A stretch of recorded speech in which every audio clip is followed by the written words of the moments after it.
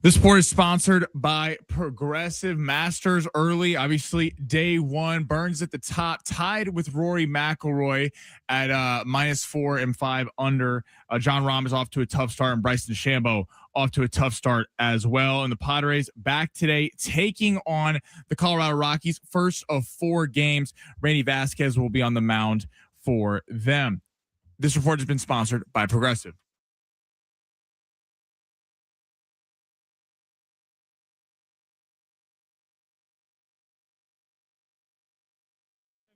What's happening, everybody? Ben Fletcher, Sammy Long with you till 2 o'clock today. Sammy will keep the party rolling after that. Going along with Sammy, our new show from 2 to 3 every single day. And then Schaefer and Sliwa from 3 to 6. Your drive home each and every day here on San Diego Sports 760. My name is Ben Fletcher. That's Sammy Long. We got 2 hours of show for you today. Coach Kentera will be stopping by for his weekly appointment coming up at 1:30. We got a pair of tickets for you to head on out to the 62nd annual Lakeside Rodeo with bull riding, steer wrestling, and more. Get tickets at lakesiderodeo.com or just keep listening for your chance to win. Masters going on in progress. Sam Burns is your leader so far. He's in the clubhouse with 5 under par. Rory McIlroy at 4 under. Jason Day 3. Patrick Reed, who always shows well at the Masters, is 3 under with a hole left to go. And I'm starting to look like a real idiot because I've been talking about for about 2 weeks now how John Rahm is going to dominate this year's Masters. Well, he's 3 over through 6 holes, so it's not going great for John Rahm out there. And I know Sammy and I both have quite a bit of money riding on him. Before we get into anything, Sammy, you ready to have a great show today? Yes, I need this screener PC to work. Nah, who cares about computers? Yeah, as if computers are coming to take our jobs. We can't even get them to turn on for plain audio, but we don't need them. But are you ready to have a great show? I am ready to have a great show. Me too. I think it's going to be a fun one. I really do. Padres coming back home for a 4-game set against the Colorado Rockies. Now, the Rockies, all of a sudden, they're not in last place in the NL West for the first time in what feels like 5 or 6 years. That belongs to the San Francisco Giants. But the Colorado Rockies coming into Petco Park, you feel like before the season begins, you kind of have this one circled as you got to take 3 out of 4, if not 4 out of 4. Now, the Padres will have the back end of their rotation going in this series. Today, it's Randy Vasquez on the mound for the Friars. And then it's going to be German Marquez and Walker Buehler before kicking back to the top when Nick Pivetta gets to go in the final game of the series. But for the Padres, I do feel like this is important for this reason and this reason alone. So far this season, we have seen some inspired play, but it's come away from Petco Park for the Padres. While at Petco Park this year, in the 2 series that we've watched them play, there's been a lot of uninspired baseball and a lot of poutiness going on with the Padres team. Even though every single night at Petco Park, the place is packed, 45,000 plus people in the stands at Petco Park. It's about time for me, because this was a problem for them last year too, to see some really good baseball being played by the Padres at Petco Park. Can we see them come back home and use the home field advantage to their advantage and get out of here with 3 or 4 games against the Rockies? Because that's kind of what you should be doing against the Colorado Rockies. So we'll see what the Padres can do. There are some alarming numbers. I don't know if everyone's catching up on this, but as we have a 12-game sample size, I feel like that's good enough to maybe take a look at some of the early trends of the Padres offense specifically. They have the second fewest home runs in all of Major League Baseball to this point. Fernando Tatis Jr. is hitting under 200, doesn't have a big fly yet. Like, the power numbers are a little alarming for the Padres. Now, it's only been 12 games, and you could say that, but it has been 12 games. So we're starting to get a little bit of a sample size of what this Padres team is. And as of right now, it's a team who's 500 and doesn't hit for power. And that's kind of an alarming spot to be in, understanding what the biggest problems facing this team were a year ago was the lack of power and the lack of hitting with runners in scoring position. So again, 12 games in, I'm not over the moon about it. I'm not going crazy about it, but it is an early season trend that is a little bit disturbing if you remember how a year ago went. Right, because you can't bat around the base pass all season. Like, it's. I give them credit for the last week to everything you said about they got to do it at home. But these power numbers are concerning. And I don't think we paid a lot of attention to it in the offseason because what did they hit last year? 28th, 27, something like that in power over the season. And I think at least for us, and I think a lot of San Diego, everyone kind of talking about the Padres, a lot of the talk about the team focus on the lack of starting pitching, rightfully so, because you looked at that on paper and went, are we really putting a lot of faith in German Marquez and Walker Buehler? Now, the jury's still out. German Marquez had a nice start against the Pirates. Buehler hasn't looked great so far, especially in that second outing, but it was an understandable conversation. But what we didn't talk about a lot was the power, because I think we just kind of thought that it'd be a little bit of a regression, positive regression to the mean, in terms of, we see in the NFL all the time. The Chiefs won 11 one-score games the year before. They won one-score game the next year. I mean, it's usually when there's outlying numbers, you're going to come back to the pack. And with the Padres, it just kind of thought Jackson Merrill being healthy, Ramon Laureano being there for a full season, and Tatis and Machado just getting back to what they typically are would increase the power numbers, albeit small sample size, 2 weeks, a week and a half, 2 weeks into the season. It is a little concerning that we're still not seeing the power, because it's fine the regular season because you can take advantage of some bad starting pitching. But when you get to the playoffs, you can't just bat guys around the base paths. You have to hit home run balls. And historically, teams in the top 10, top 5 in home run hits usually win World Series, because against elite level starting pitching, you're not just going to be able to bat everyone around the base paths and to ring up a bunch of hits because the teams are so talented. So it is a little concerning early, small sample size, but they gotta get that together. All right. Did you see the new City Connect jerseys? Because they're official, Sammy. Are you running out to buy one? They are officially official. They are here. The Padres released a hype video this morning. You got to see Mason Miller walking around in the new City Connect jersey. Fernando Tatis Jr. pimping the new City Connect jersey. To me, if I'm being completely honest about it, I care so little about what the Padres are actually wearing on the field. I do get it's fun. Look, if there's 13-year-olds who are massive Padres fans and they want to go get themselves a new City Connect jersey, that is cool. And they are sleek looking jerseys. I don't know that they blew me away by any sense of the imagination, but it's not something I'm going to lose any sleep over or get super angry about. I did put up a poll on our YouTube stream. Now, I've never done this before. I don't know how this works exactly, but there is a little box above my head on the YouTube stream at San Diego Sports 760 where I think you can click or maybe put something in the chat that will count your votes. And it's pretty simple. It's just, do you like the new City Connect jerseys? Answer yes or no. It's like an old George Strait song. Check yes or no. So if you want to go, do you like the City Connect jerseys? You can. I feel nothing about them. I'll tell you, like the coolest City Connect jersey I think I ever saw was Colorado's a couple years ago, where they had the actual Rocky Mountains as part of the City Connect jersey. For the Padres, I feel like there were a lot of different ways they could go, and this is like a Dia de los Muertos theme, which is cool, except that holiday's in November, and I get it. It's the culture of the fan base, right? It's celebrating both Mexicans and Americans, and that's cool in theory, but it's a holiday that's in November, so I don't know that I really care about it. The part I care more about is the fact that it looks like the freaking Houston Astros jerseys, and it looks a lot like the Houston Astros jerseys. So for the City Connect jerseys, if we want to get all hot and bothered about it, we can. There's a poll up on the YouTube stream. It's not something that I really care about all that much, if I'm being completely honest. Am I on an island there? Do you care about it? No, not at all. Okay. I don't mean to be a negative Nelly, as they would say, but I I think it's hilarious that the Padres and every team in Major League Baseball release these jerseys every year, and then they're genius because they're going to go make a ton of money off it. Do you remember Colorado's from a couple years ago that had the Rocky Mountains, the outline? I actually thought that was kind of cool. Sick. Yeah, there's a way to do it right, and for the Padres, put the damn Coronado Bridge on the jersey.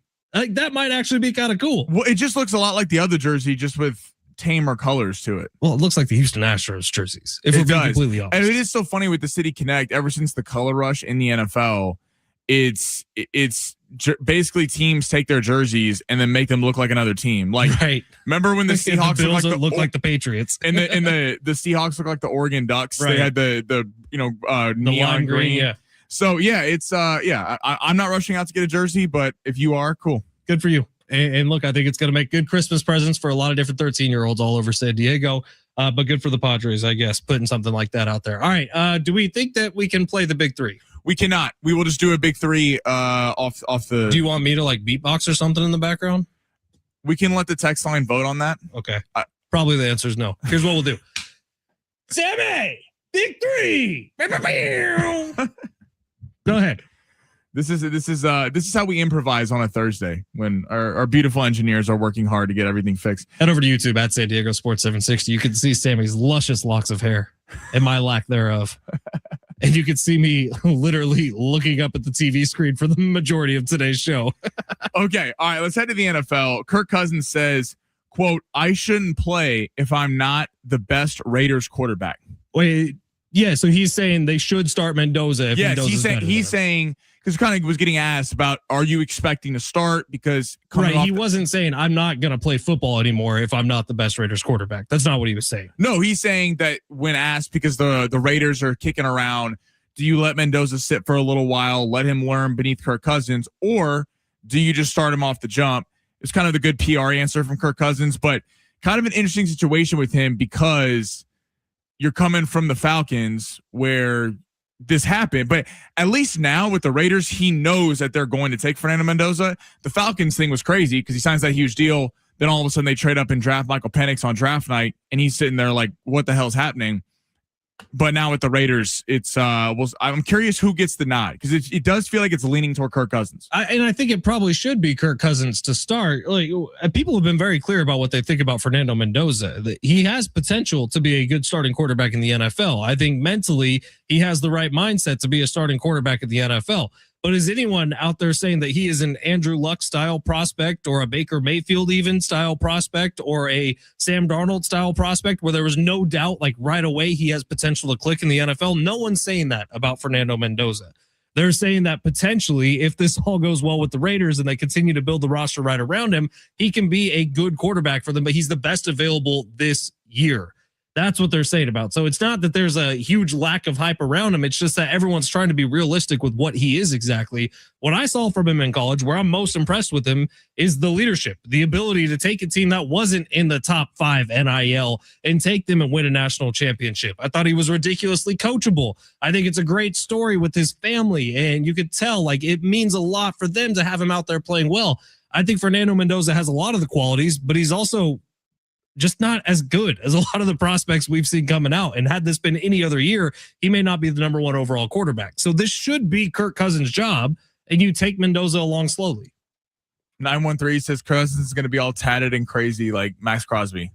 Probably. Yeah, Kirk Cousins is going to go to Vegas and he's going to trade out his hey, tats look good, man. His Kohl's little button up, and he's going to trade it out for those bracelets sweater vest that all the World Series of Poker guys wear.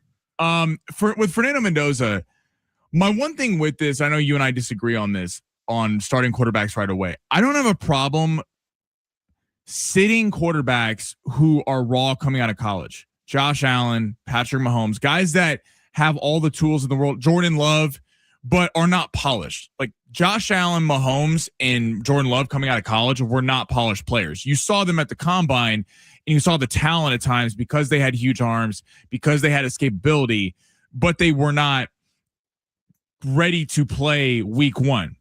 Whereas Mendoza is the complete opposite of those prospects. Mendoza coming out of college has a much higher floor than a guy like when Mahomes was picked, when Josh Allen was picked, when Jordan Love was picked, because those were complete boomer bust picks. Allen, Mahomes, and Love could have been unbelievable, and they could have been flamed out of the NFL immediately. Fernando Mendoza is a lot of he does everything right. Nothing really jumps off the page to you. He doesn't have a huge arm. He's mobile, but he's not super fast. But he did take a franchise or a school in Indiana, have them win a national championship, won the Heisman, and did a lot with less. I mean, that Indiana team was not packed with 5 stars like we see elsewhere. So, I mean, the thing with him is what does he get from developing, because he is an older prospect to begin with, versus if he was a Ty Simpson coming out this year, I'd be much more okay with letting him sit. Because, I mean, he has to learn before he doesn't have the experience that Mendoza has. All right, what's next? All right, so this just came down per Shams Charania. We remember all the drama the other night from the Warriors and the Kings. Sure. Kings intentionally foul away from the ball. People think not the fix is in, but the Kings are trying to intentionally lose the game to tank. Per Shams Charania, per the NBA statement, the NBA has completed an investigation of the Sacramento Kings and head coach Doug Christie's decision to foul intentionally. The league's investigation determined that Christie mistakenly believed that the Warriors were not in the penalty and therefore instructed his team to foul in an attempt to stop the clock and utilize timeouts. Okay, that means they texted Christie and were like, hey, what was the thinking behind there? He's like, well, yep, I didn't know they were in the bonus yet. Yeah. I had no idea. Don't find me. That is a crazy thing to do. No, it's obvious. And it's obvious with so many teams in the NBA right now. I mean, it's kind of crazy that the most sane person talking about the tanking rules in the NBA right now is, in fact, Draymond Green. Get that through everybody's head. The most sane person talking about NBA and tanking right now is the most insane person in the NBA. So, yeah, this is crazy. This is such a sham of an investigation. It is. It is such a BS investigation. Obviously, right. The NBA needed something to go to. We go, oh, he didn't know. You could always play dumb, but it was one text message. I mean, say, oh, no idea. Doug Christie, hey, Wait, they had how many fouls?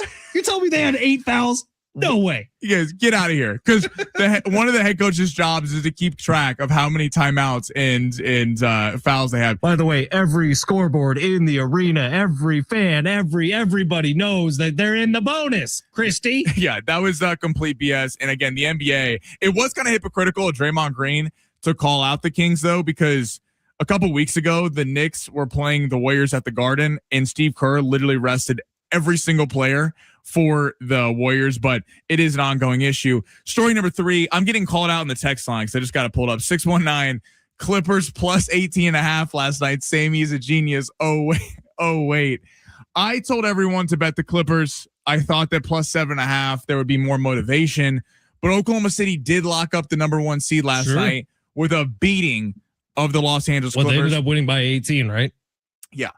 Good call, Sammy. That was the one I said stay away from if anyone was keeping score at home. You also picked John Rahm, so I don't want to hear from you today. Hey, it's early, Sammy. It's early. How many teams, as of a few days out from the NBA playoffs starting, do you think can actually win an NBA championship? What is the championship bubble? I got 5. 5. Really? 5 teams. In the West, I think it's down to 2. I'm taking the Spurs out of it, unfortunately. I think the Spurs have an opportunity in the next 3 years to win a championship. I don't think it's this year. So in the West, OKC, Denver. Those are my only 2 teams in the West who can win it. In the East, Celtics, Cleveland, Knicks. Celtics, Cleveland, Knicks. No Pistons. No Pistons. Not yet. They're also close. Their window is open, much like the Spurs window is open for the next 2 to 3 years. But I'm leaving the Knicks and the Spurs out. Or no, I'm leaving. No, you're leaving the Pistons. And Spurs out. Yes. That's spicy. Texas 70470. Start your message with team. Who is in the championship bubble? Obviously the Thunder. I'm including the Spurs because although I'm a little more concerned than a lot of people, because even though the Spurs have been one of the best teams in the league all season, we're going to see if you can bully Wemby out of a game in the playoffs. And Wemby has never been in a playoff series where you're getting significant coaching adjustments night in, night out. Not only that, but significantly more physicality.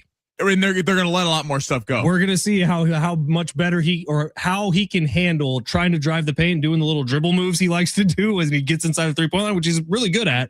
But when you have Jokic throwing forearms into your back while you're trying to do that. So I got 3 in the West. I'm going Spurs, Oklahoma City, and Denver. I do think Denver's a live dog. They can score with anybody. In the East, I'm taking the Cavs out because until I see James Harden, who has averaged 13 points per game in his last 3 game 7s, actually being on a team that wins something. I feel like we say this every year with Cleveland.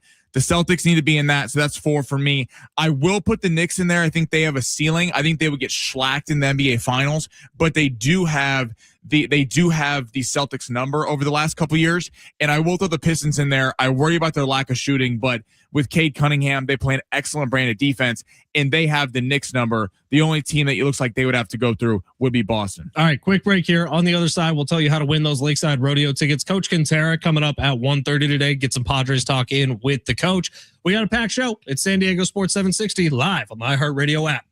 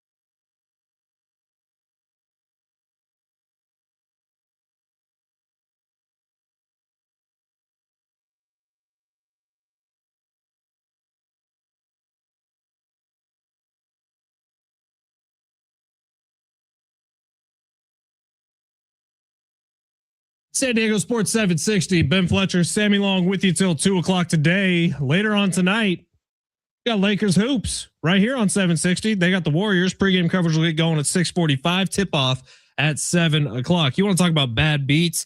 Sammy getting beaten on the Clippers game last night. They lose by 18 points to the Thunder.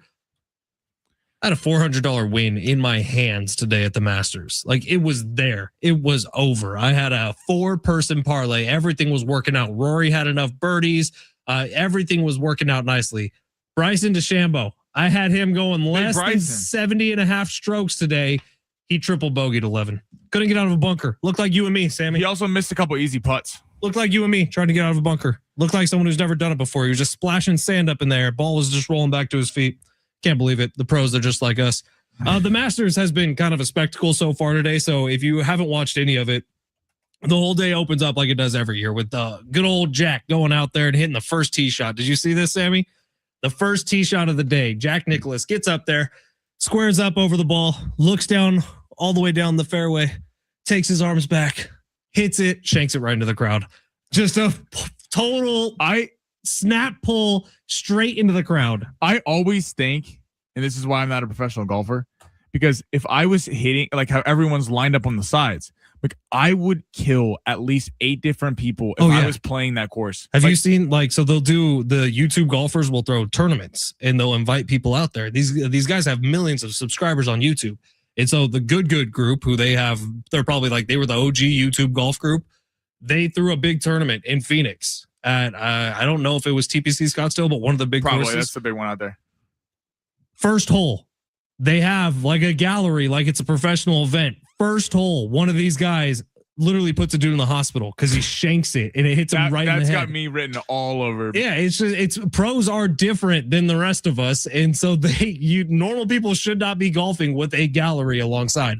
But yeah, so Jack puts one right into the crowd to start off the Masters of 2026. He was laughing about it. Everyone was having a good time, and then just a couple hours later, Xander Schauffele on one of his tee shots hits it. It lands inside a patron's merch bag. So they had spent probably $1,000 at the Masters, the store to get a bunch of polos and hats and stuff. And Xander Schauffele puts his tee shot into one of the bags. Kind of cool. That's fantastic. I saw that. So now that resale value going through the roof. Can you play it as it lies out of a bag though? That'd be kind of fascinating. He didn't have to. The rules official came up and let him pull it out. But the Masters is going on right now. I apologize if anyone followed my John Rahm pick. He is struggling to start the day. I dropped a big number on John Rahm last night. How many units? A few units. Well, you won your Masters bet last year. You took Rory. I hit Rory. I was sweating last year. So you're still dealing with profits. You're good to go. Last year at the Masters, because I was having a real existential crisis the night before, because when DeChambeau was only 2 back, I was like, do we hedge it and we go with DeChambeau because Rory always chokes on Sunday? And then when Rory, even though DeChambeau was terrible, when Rory choked the first 9 holes on Sunday, I was losing my mind in my house. But then Rory had to clutch up for us. Well, it's the day John Rahm's going to come back. Don't worry. What if Rory repeats this thing? I don't think he will. He looks really good today. He's played very well. He had 5 birdies today. Hasn't had any bogeys. He's been fantastic so far. I think he's through 16, so he has a couple holes left. But again, this is what I've kind of been saying for the last week and a half. I do think Rory's going to start off well because there's no pressure on him, but I don't think he's been training the same way to get him through all 4 days at Augusta.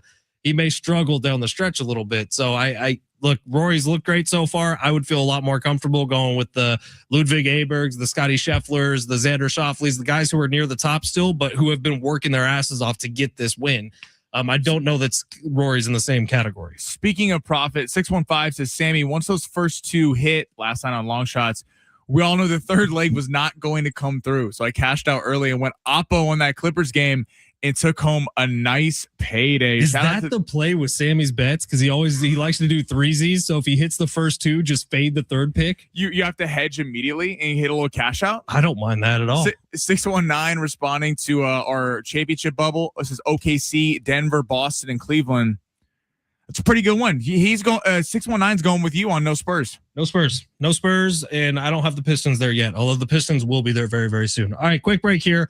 On the other side, let's get back into some Padres talk. They got a 4-game series with the Rockies coming up. What do you need to see out of these guys to give you some faith in this offense moving forward? The numbers are a little staggering through the first 12 games of the season. See if they can turn it around here over the next four. It's San Diego Sports 760 live on the iHeartRadio app.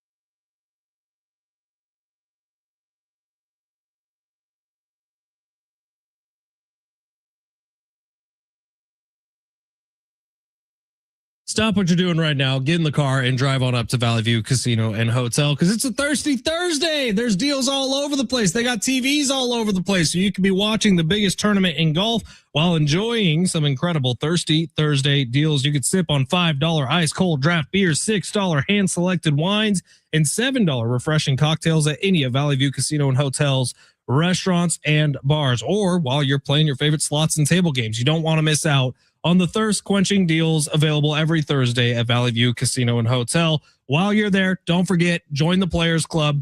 Signing up is always quick, easy, and free. I'm actually taking 2 guys to sign up for the Players Club this weekend. We're heading out to Valley View. Cannot wait. Plus, when you join the Players Club, you're going to get over $200 in free offers to use at San Diego's favorite casino and my favorite casino. Free offers to enjoy instantly, like $10 of more play, $10 of match play, $20 to the Black and Blue Steakhouse, $10 to Patties and Pints. The list goes on and on and on. And the more you use your Players Club card on all your favorite slots or table games, the more rewards you're going to earn, like complimentary dining, free hotel stays, luxury gifts, and invitations to exclusive events and more. Plenty to celebrate in the month of April. They got a brand new slot machine, Wheel of Fortune, cash on reels, plus the 25th birthday of Valley View Casino is coming up in just a couple of weeks. To learn more, visit valleyviewcasino.com. All guests 21 and over are invited to enjoy the casino, hotel, and restaurants.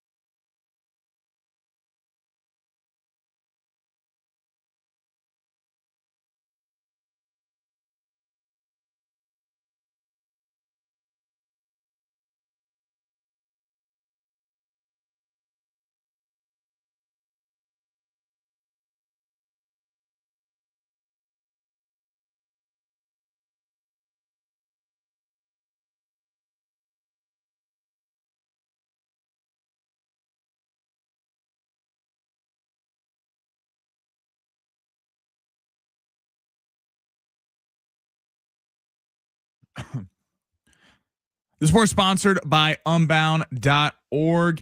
The Rockies are taking on the Padres today. First of a 4-game set. Padres are currently minus 207 on the money line. Randy Vasquez will be on the mound for the Pods. And Justin Prasham-Sharania, Philadelphia 76ers star center Joel Embiid has been diagnosed with appendicitis and will undergo surgery this afternoon in Houston. And Burns and McElroy are tied for the lead right now at the Masters. Right now, there are young people across the world facing a tough choice: continue their dream of education or drop out to help their family put food on the table. You can help change their future in a single moment. See how far your support can go at Unbound.org.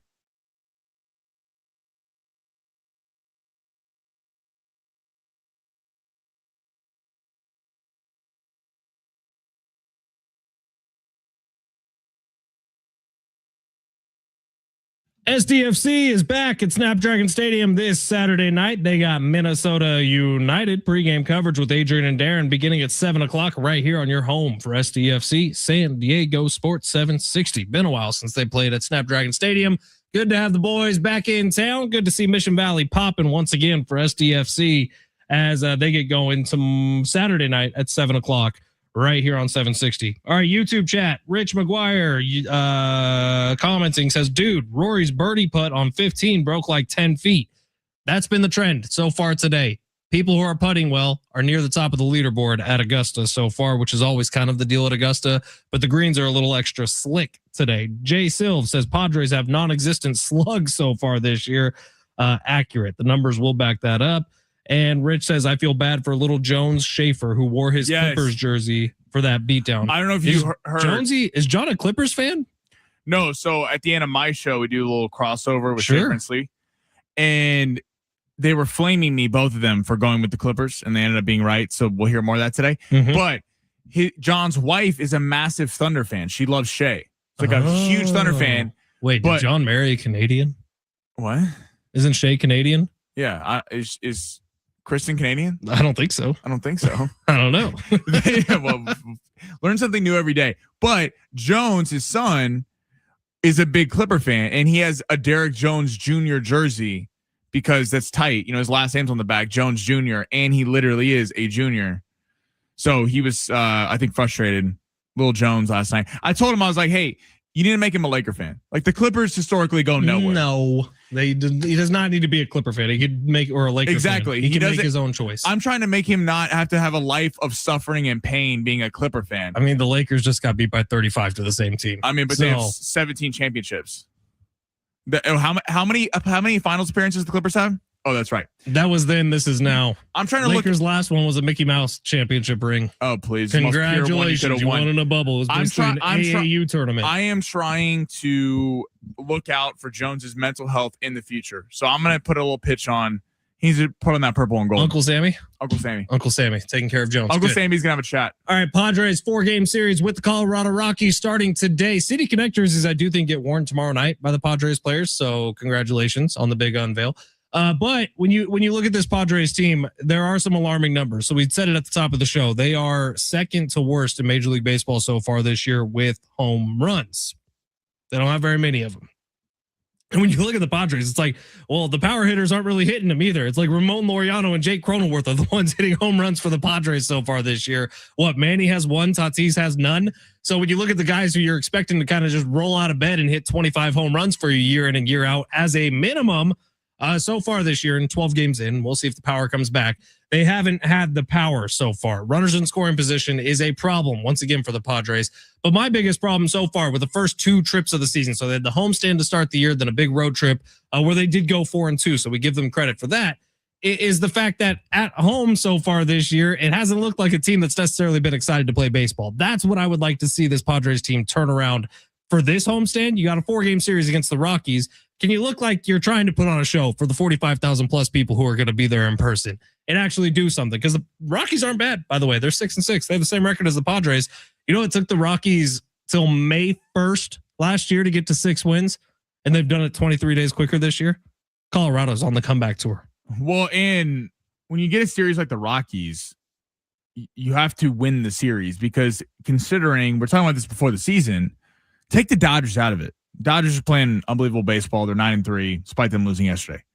but the Giants and the Diamondbacks got better. So when you're taking advantage of series like the Rockies, who might finish second in this division very well may come down to the Colorado Rockies. Like, who can take advantage of the games they're supposed to win? You're talking with the Padres taking on a Mariner team next week, taking on a feisty Angel team that can that has been decent at times this year. So yeah, you'd like to build the momentum back from the last week. It was nice seeing the bats come alive. They won a few games because of the bats. Like, it's great that they can win a game 2-0 and that the bullpen can shut it down, but that is not sustainable night in, night out. Sometimes your offense just has to score more than the other offense. It can be just that simple. And Fernando's not off to the best start of the season, but 196. Some of the other guys have been picking up some of the slack. But before the season, we were talking about it. The Padres will go as far as Fernando Tatis is going to take them, because if he plays like an MVP candidate, this team has a much higher ceiling than a lot of people are going to give him credit for, because they do have some big time hitters in this lineup. But like, it's hard to crush the rest of the lineup when they're not hitting for power, when the two dudes who are supposed to be hitting for power, and Machado and Tatis, aren't doing it right now. Like, it starts and stops with them, and then the rest of the team fills out. They simply have to start hitting for power. I don't really know what to say. They have to hit the ball over the wall. Well, it'd be one thing if it was a team who was just excellent with runners in scoring position, right? Because the Padres really haven't had a problem this year of getting runners into scoring position. It's getting the runners home who are on second or third base.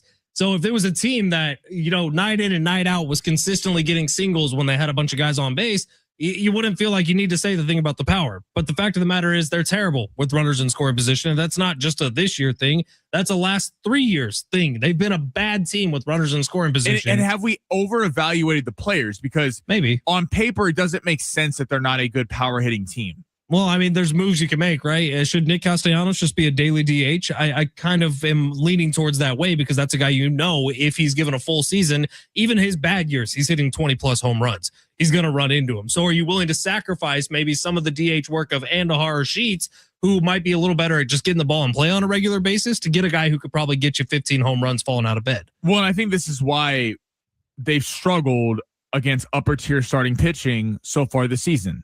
Small sample size, that can change, but I've heard a lot of people. I was talking to a friend of mine yesterday who was telling me, like, the Padres have faced a lot of good pitchers, kind of making excuses for them. I'm like, I would not make that excuse. The team needs to judge themselves off. Yeah, they're supposed to be elite hitters. They're supposed to be elite hitters, and this is why you see them when they're facing teams' third and fourth starters.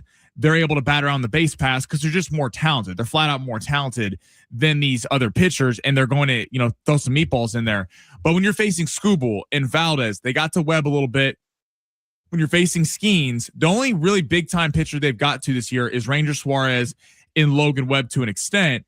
But when you're facing the rest of these guys, it has to come on the home run ball, because they're not going to make so many mistakes throughout a game. Paul Skeens might make 2 mistakes through the 95 pitches he throws, except those 2 mistakes have to be put over the wall. You have to take advantage of elite level starting pitching, and you can't just rely on single here, walk here, putting pressure, because the chances of Skeens and Skubal and guys like that, Yoshinobu Yamamoto, able to make that many mistakes in an inning are so small. And I think that's why you're seeing them struggle when they face elite pitching versus okay to average pitching. Well, today it's going to be Jimmy Herget on the mound for the Rockies, who's 32 years old, who has been a bit of a journeyman throughout his career.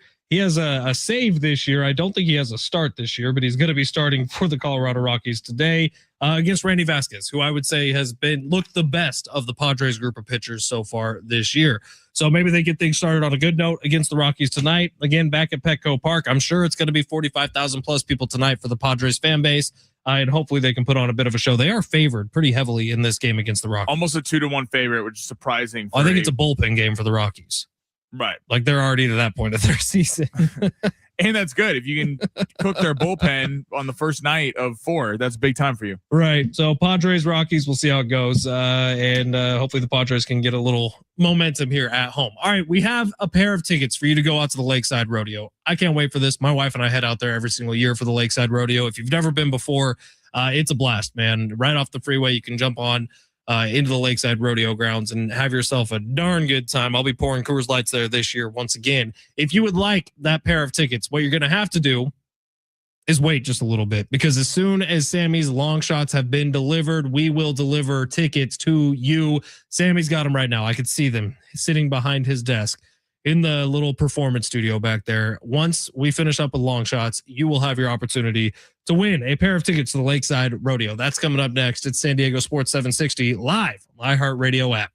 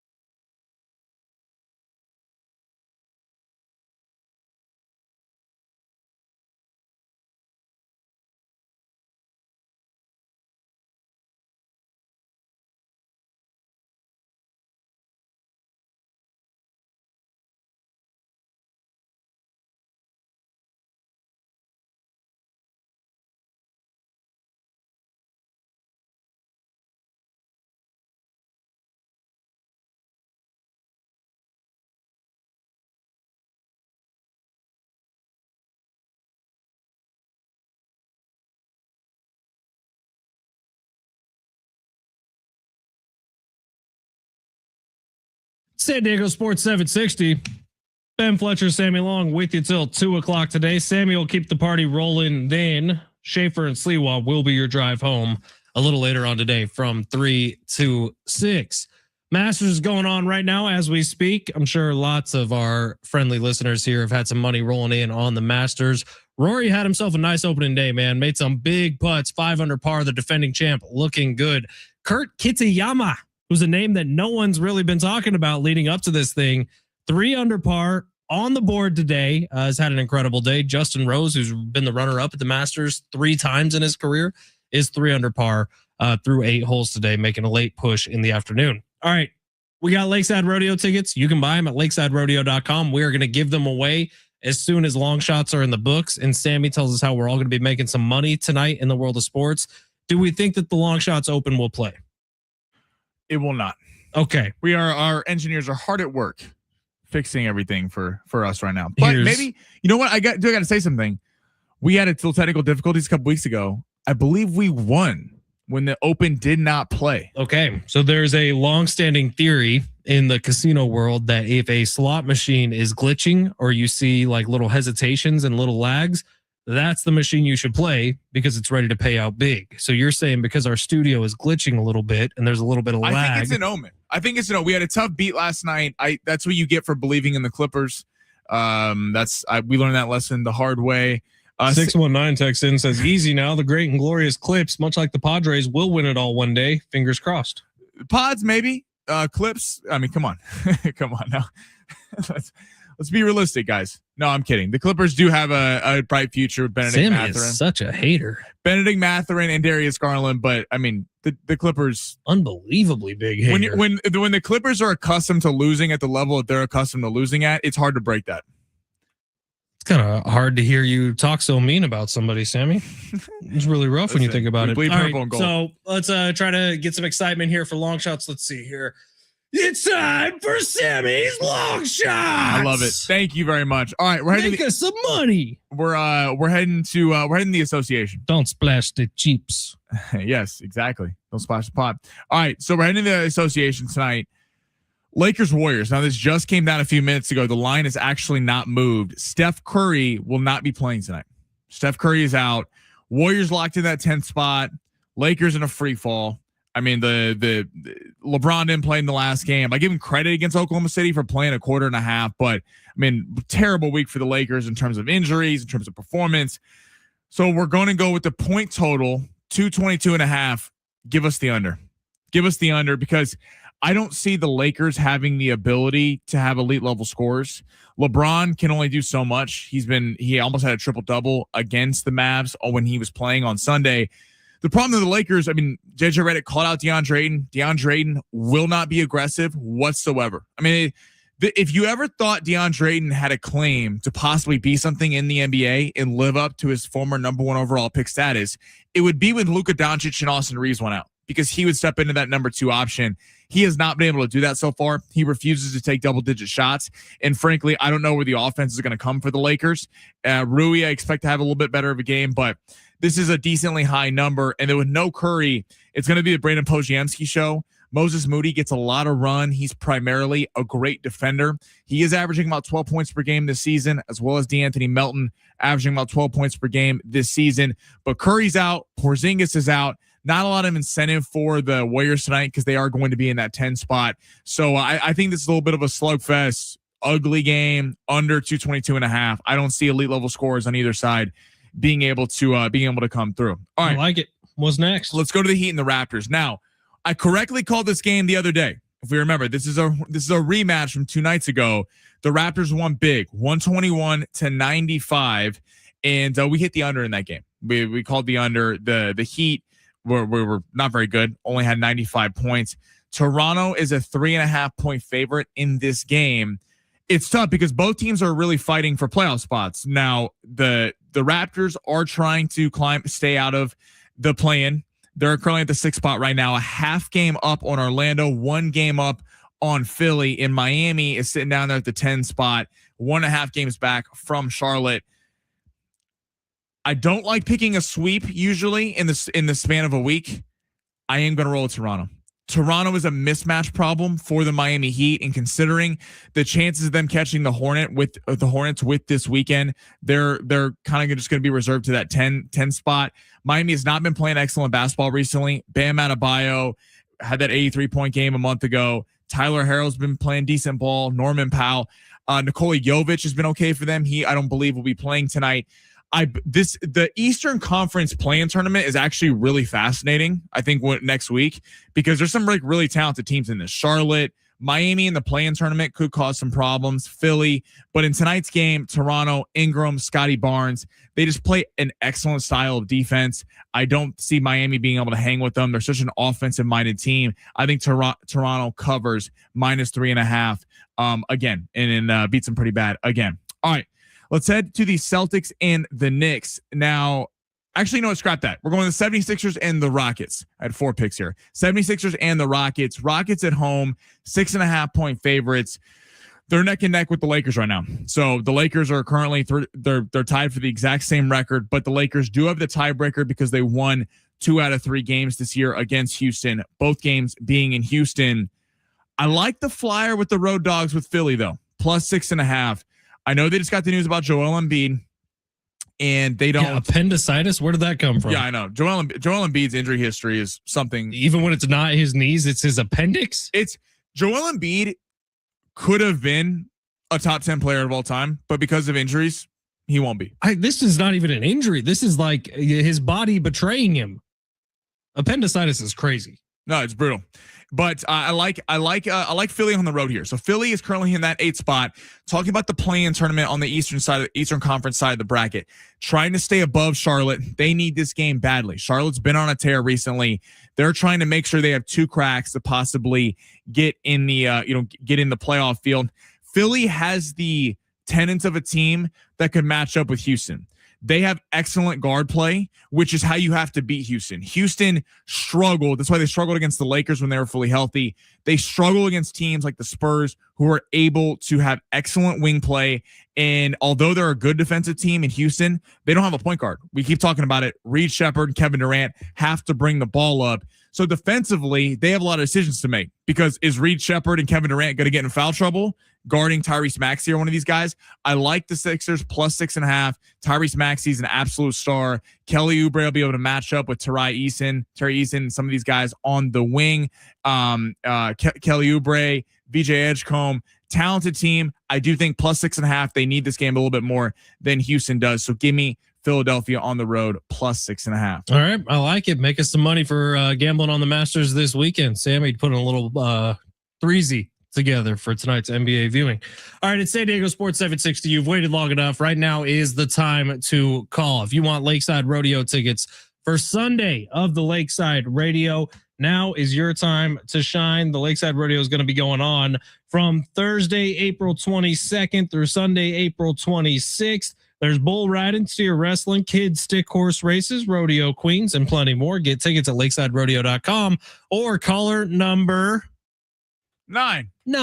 You're going to the Lakeside Rodeo with a pair of tickets, 877-767-4760. All right, hour number 2. Government is getting involved with football and saying that football has crossed a line. We'll get you the latest update.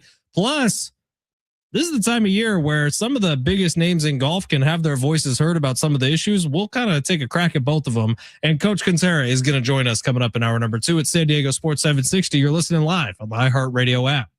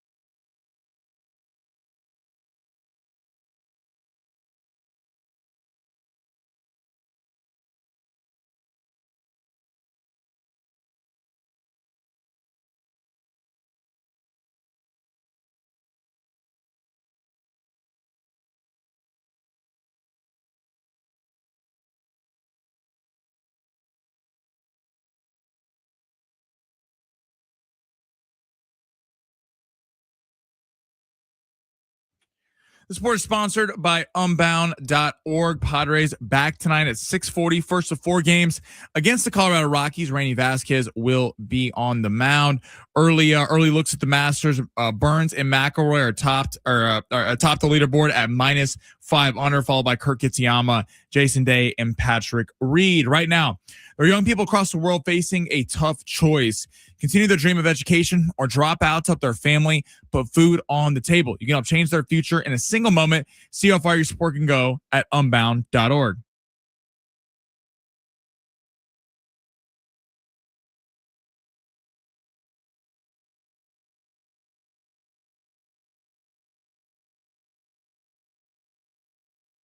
John Rahm is blacklisted from this show from now until infinity.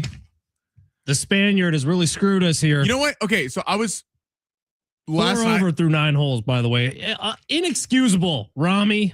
He's the highest paid player in golf right now, making like $100 million a year. You can't get up and do road work when you're waking up in satin I guess sheets. so. I guess that's it. Is that Holyfield? I think so, yeah. But we'll see if he can turn around on the back nine. But he's going to need to go like 4 under on the back nine and then have a hell of a day tomorrow to even make the cut. See, I was worried. I trusted my boy Ben Fletcher. That's why I bet John Rahm. It could still come true. But last night I spent a large portion of my night looking at Masters bets. Mm-hmm.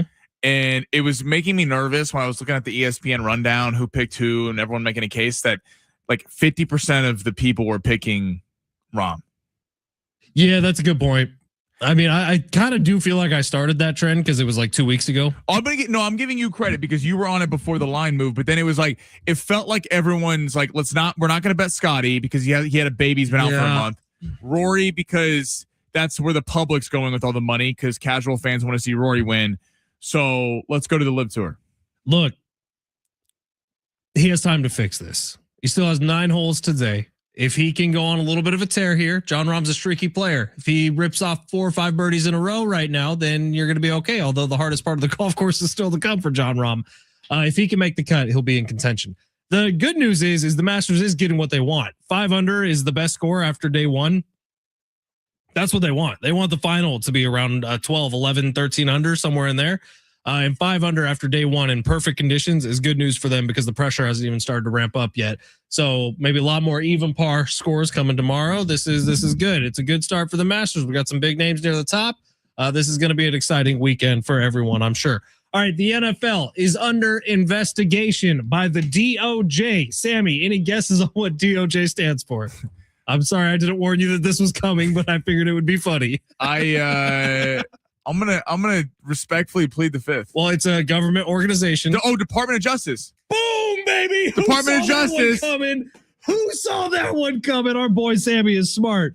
Yes, the Department of Justice has begun an investigation into whether or not the NFL has violated anti-competitive practices with its television contracts that require consumers to pay subscription costs to watch some games, sources confirming as of today. So essentially what this means is the NFL gets this antitrust exemption because of the amount of money that they give to charities, and it's considered not a monopoly, even though where else are you looking for football? Like the NFL is the definition of a monopoly, but this is about how they distribute their TV rights. So years ago, you had a few options: Fox, NBC, ABC. ABC owning ESPN. Those were your 3 options for football. But to watch, you had to have Sunday Ticket. No, I'm saying like years ago, before Sunday Ticket even existed. Okay. You had 3 places where there were going to be football games. Today, that number has jumped from 3 places to like 20 places because you have the same 3: Fox, NBC, CBS, I guess, and ABC. CBS. So there's 4 places that are going to be Amazon Prime. Traditional TV is those 4 places. NFL Network is a big one now, which has their own TV channel, but is only available on certain cable providers. Amazon Prime has Thursday night. Netflix has Christmas Day. Peacock has a playoff game that is only going to be viewed on Peacock alone. What are we missing? What else? YouTube TV. Of course, YouTube TV. That's where you get Sunday Ticket. Correct. And are we missing anything? I believe that's it. I believe that's it. But now Fox One has its own thing that they may get a standalone game here in the future, which is crazy to me. But Fox wants to do that to try to get more people to subscribe to their streaming service. Netflix, like you said, has their own thing coming up. Amazon has its own thing. I'm sure we're not far from Hulu having its own thing. So this is the Department of Justice looking at the NFL and saying, hey, you're getting awfully close to breaching what's called the Sports Broadcast Act of 1961. That's how far this thing goes back. But I guess the question I would have to ask, I'm kind of glad the government's looking into this. Look, I'm fine. I have all these things. I have Netflix. I have Amazon Prime. I have all these different things. But I'm thinking about my grandfather who sits down and watches football and loves to watch himself some football. Do I actually think that he is going to be able to go in and go through Amazon Prime and go through Netflix and figure out which station what is on? No, it used to be easy, and it's not easy anymore. And the NFL, I do think, should be easy for fans to consume because guess what? They're making boatloads either way. So I can see the Amazon Prime thing being fine, whatever. It's like $1 billion a year from Amazon into the NFL. But it is getting a little outrageous with how much we have to do. Sammy's going to think very differently. I just then don't watch. I don't know how to say it. The NFL can do whatever it wants until people stop watching. 130 million people tuned into a Super Bowl with the Seahawks and Patriots. That was a terrible game. That game was boring as hell. It was not really exciting. I mean, can you think of one signature moment from that game outside of Kenneth Walker having a few big runs? I mean, there really wasn't. And yet 130 million people are tuning into the game. It just shows you how big the NFL is. They put the playoff game on Peacock, Dolphins and Chiefs in frigid temperatures. Wasn't a good game. Chiefs won 26-7, and yet they had like 50 million people tune in. Netflix, Thanksgiving and Christmas. On Christmas, they had games. I believe the Cowboys and the Commanders played. Neither team had a shot at the playoffs, and it averaged 40 million people. Look, I'm with you. I'm with you in the sense of, right, it is a lot, and you're getting all these streaming services, and it's a lot to keep track of. And it is a lot of money. Like we can just be frank about that. Yeah, it is a lot Every of single money. one of these things is at least $10 a month. I think for premium on a lot of them, you're looking more like $20 a month. Well, and to get Sunday Ticket, it's what, 300, 400, something like that. So it depends on if you get the deal that they come out with at the beginning of every season, which, but watch out for that deal. It's usually like 2 to 3 weeks before the season starts. They drop the price dramatically, so keep an eye out. So I get the frustration, and as a massive NFL fan, I'm going to pay it all. Like, I'm going to pay it all. I understand people having issues with it where you're shelling out money left and right, but you could also make the case, playing the flip side, that the NFL is not a monopoly right now, because if you're a person that's like, you know what, I'm going to pay for Sunday Ticket and I'm going to pay for Amazon Prime. So I will watch Thursday night games and I will watch Sunday Ticket.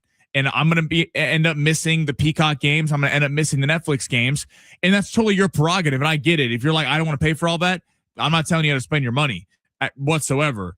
But it's just, people want to complain, but yet everyone still watches and they all still pay for it. So it's hard for me to rip the NFL for expanding to all these different networks. Like, if it gets out of hand and people stop watching and people are like, I'm not tuning into a Peacock playoff game, the NFL will not put games on Peacock. But as of right now, even more people are tuning into these streaming service games. So why would they stop? You're absolutely right. And the NFL, I do think, is well within its rights. I think it gets crazy when we start talking about antitrust or monopoly or anything like that. But I did do the math earlier today. Would you like to know the math? This is if you want to make sure you can watch every single NFL game this year. And this is only accounting for in-season cost. So in-season cost. So the months that the regular season is on, this is what it would cost you. YouTube TV. It's expensive, $425 for the months of the NFL season. That's standard YouTube TV that comes with Fox. It comes with NBC. It comes with ESPN. It comes with ABC. Sunday Ticket add-on for that for the regular season is going to be $276 for the add-on of Sunday Ticket to your already subscribed YouTube TV account. So you're already up to almost $700 there. Prime Video for just the season, so it's half a year. Prime costs $90 for a full year, so half a year, $45. Peacock, $30 for the season. Netflix, 1 month of Netflix with ads, by the way, $10, and that's just for the Christmas games. So the total is you're looking at $780 to watch every game this NFL season. $780. That's a good amount of money. Now, most people already have a TV package, whether it's YouTube TV or one of the other streamers. Most people, I would argue, have Netflix, right? Right. Netflix is the one people complain about. I mean, I don't, not saying everyone has one. Most people do. Most people have a Netflix. I understand that not everyone has a Peacock. Not everyone, Hulu's not on the NFL, but like some of these other ones. Apple TV's not on the NFL. yet. Yet. But here's my caveat to it. Everything you're saying, Ben, is valid. It is. I mean, shelling out all the money. It's a lot of money. If you were starting today, $780. That's a lot. That's almost a lot of money. $1,000 you're asking to watch an NFL season. That's a lot of money being put away from what saving or whatever you're doing. The one thing I will say, which is why I don't gripe about it with the NFL, is because they by far and away put out the best product of any sports league. It is consistently great. I will shell out that money because even though I'm not a Panther or Jets fan, I'll sit there and watch a Panthers and Jets game. Whereas I'm not really sitting and watching, unless it's the playoffs, an entire Braves Marlins game. Yeah, and that's absolutely fair. I would also say if the NFL came to me and said, hey, the only way you're watching every San Francisco 49ers game because you live in San Diego and it's not going to broadcast every game for you is you have to pay $30 a month just for your team, like the Padres do with what is it, like $90 a year. Say the NFL came to me and said, all right, for the course of the NFL season, it's going to cost you $140 to watch every Niners game, but you'll have that broadcast on your TV for every game. I'd do it in a heartbeat. See, the thing is, though, with that, I think personally, if they were like, here's $140, you only watch Chiefs games, I would still pay them more money to watch everything else. Well, I'd definitely pay the extra $15 a month for Red Zone. Got to get my boy Scott on my TV. I would pay for it all. Whereas I think if you said people in the NBA, people in Major League Baseball, and said you're going to get to watch for their team and their team only. Right, like people are gonna. Oh, I'm a Pistons fan. I'll pay for the Pistons broadcast, and right. I don't pay for MLB at bat. I pay for the Padres season package. So people are like, I watch my team every night in baseball and in the NBA, so I'll pay for that. Whereas the NFL has done such an amazing job of not only do you love your team, but think about it. How many people in this office come up, and whoever's listening right now, everyone at work who knows someone who's not a massive quote football fan, but has a fantasy football team and is watching their favorite fantasy player or has a bet on the game because NFL has really adopted gambling before any other league would.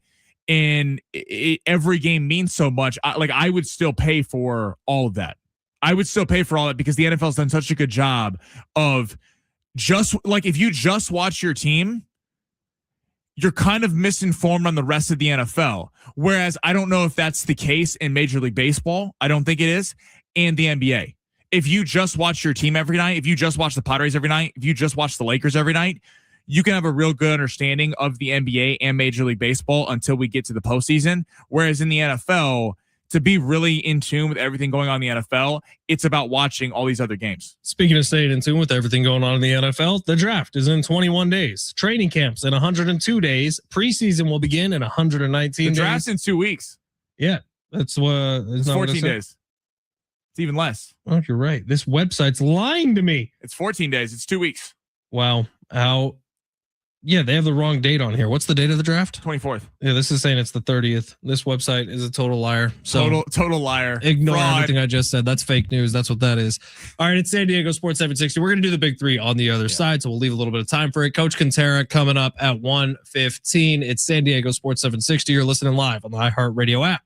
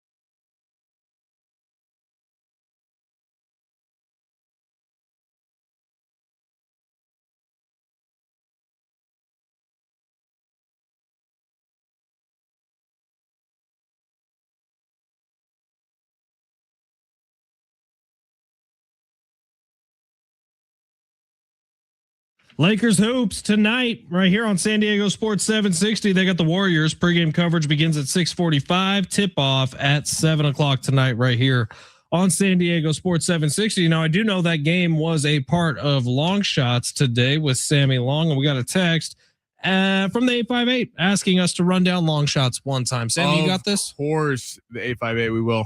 Lakers, Warriors, we like the under. I got it at under 222.5, but as we know on Long Shots, we all move lines because we're a community. It has been bet down to 221.5. I still like the under. No Curry tonight. Text line reminded me Moses Moody is out for the season. I was mistaken in that. One of the most horrific knee injuries I've ever seen. So there is some. There's going to be a lack of scoring tonight. No Luka, no Reeves, and DeAndre Ayton will not step up. His knee turned into that like little mouth from Alien that pops up. It's not an image I'm trying to say. All right, Heat, Raptors. Give us the Raptors -3.5. I know they whooped up on the Heat by 26 a couple nights ago, but Toronto's trying to stay out of that play-in. I do think Toronto is just a bad matchup for the Miami Heat. They have such excellent wing defenders. They can send Scotty Barnes at Tyler Herro, guys like that. And then the Sixers and the Rockets. I'm telling you, we move lines on Long Shots.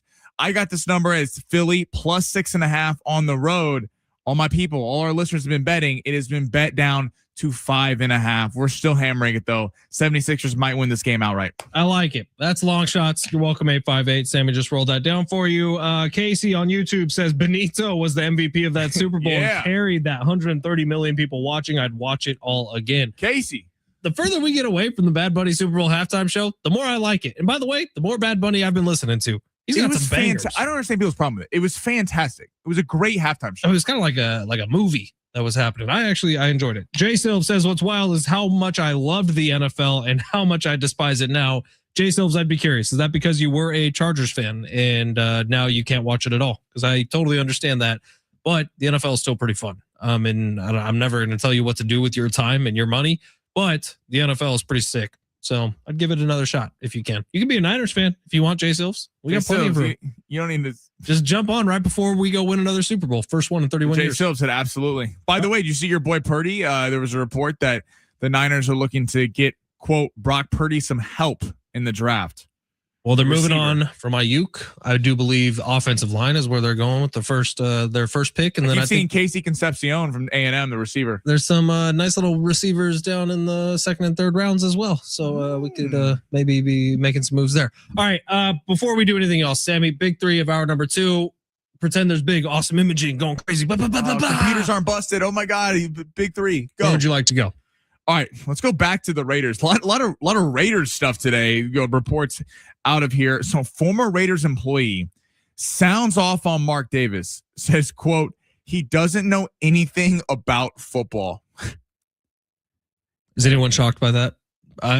Genuinely asking. No, what I was going to get to is, can the Raiders be successful with Mark Davis at the helm? Sure. There's plenty of football teams that are successful with an owner who knows nothing about football. Like, it is a thing that happens. There are business people who own NFL teams who hire out general managers who are great. The Raiders can be great, but what have the Raiders had since John Gruden left that team, was forced to leave that team, is complete instability. And really, it was while John Gruden was the coach there too. They've had zero consistency. Like, when's the last time the Raiders had a head in 2 years? Seriously, was it Gruden? I think it might have been Gruden. Well, right, Gruden was having success. And I think with Mark Davis, I'm with you. The pros and cons of Mark Davis is this. You think Bob Kraft is jotting down X's and O's? No, Bob Kraft hired the best head coach that the NFL's ever seen. But he says, like, the problem with Jerry Jones is Jerry Jones doesn't know a ton about football, but yet he wants to make personnel decisions. So he's not fully equipped to do that. But because he owns the team, he's able to and kind of, injects himself into it. The one thing I'll give Mark Davis, he does kind of stay out of everything. He's chilling with his hot girlfriend up in the owner's suite the whole time with his stupid haircut. Fridays? Yeah, with his bowl cut. But to Mark Davis's credit, he stays out of it. But I think you do see the criticism's fair when he's hiring guys like Mike Mayock. Mike Mayock was on NFL Network covering the draft. And I think in Mark Davis's brain, he goes, oh, wait, he's a draft analyst. Well, let's just make him the GM of our team. That didn't work out very well. Oh, I will just throw a quick pause on this. That has been successful in the past. Like, Usually it's the other way around. Usually it's the Bucky Brooks style or the Daniel Jeremiah style, where they went 10, 15 years in front offices of teams and then they moved to being draft analysts. But I don't think it, like at the time, I remember it not being crazy that Mike Mayock was thought of as somebody who had previous experience in scouting departments with teams and then went to TV. Like you could have seen that working out, but it did not work out. Heading to the UFC, story number 2. We got UFC 327 this weekend. Yuri Prohaska fighting Carlos Ulberg for the light heavyweight championship. It's the title fight. Though when you look at the card, like the co-main event, got Murzakanov, Paulo Costa's fighting, Curtis Blades is fighting, Dominic Reyes. Like there's some decent names on the card, but what does this say about the state of the UFC? Because off the jump, to me, that doesn't necessarily look like it's not pay-per-view anymore because everyone's on Paramount Plus, but these are the big UFC events, fight weekends when they're dealing with the championships. It does feel like the UFC is at a little bit of a crossroads right now because you have McGregor doesn't look like he's coming back. And if he does, I mean, he's 37 years old. Is he even going to be good anymore? John Jones might be done. And they signed Alex Pereira to a massive 8-fight contract, but he's 37. And they're kind of put Sugar Sean to be like the next guy. Adesanya now has lost 4 times in a row. He looks to be out of the picture. It feels like all the biggest UFC them for years are kind of out of this thing. And I wonder if the UFC, like who is the next guy? Because right now it doesn't seem like we see that. They need to find it. And it's the same as boxing. Boxing needs to find their next Tyson. There's a problem. There's only ever been one Mike Tyson, right? There's only ever been one Conor McGregor. Like it takes a very special mix up of DNA to get these once in a generation superstars. And I don't think boxing or UFC has it right now. I don't know how they get to it. I truly don't. I do know that the next couple cards of the UFC aren't going to be great because they've invested everything into June to make that as good as possible. That's the White House fight. They're pumping everything they can into that. And on even that card has some, it's not great fights. Right, it's just stars on the card. It's Ilya Taporia, Justin Gaethje, Pereira's fighting Gain. Cyril Gahn. Yeah. And then Sean O'Malley's on that card too. But you're right. None of them are great fights. Like the UFC took some pretty big gambles on Sugar Sean and Patty the Batty. And unfortunately, neither of them are doing nearly as well as they thought they would. So I don't know what the future is like for the UFC, but I can tell you it's a problem when you look over at Netflix and the guy who probably could have been your next star in Francis Ngannou is going to be fighting on a Netflix card because you couldn't figure it out with him. Like that's a problem for the UFC. It is a bad look for Dana. Real quickly, story number 3. So I think we all kind of agree that Detroit, Boston, New York, and Cleveland, the NBA are all kind of a cut above in the Eastern Conference, or at least they're the top 4 favorites to come out of the Eastern Conference. But I'm curious when we look at the plan. We don't know who's all going to be in the plan because they're so clumped. Atlanta, Toronto, Orlando, Philadelphia, Charlotte, and Miami. Which of those teams poses the biggest threat to either the Celtics or Detroit at the top? It does kind of feel like lambs for the slaughter in both conferences for the play-in tournament. Like the Warriors are going to be in the play-in, right? In the West.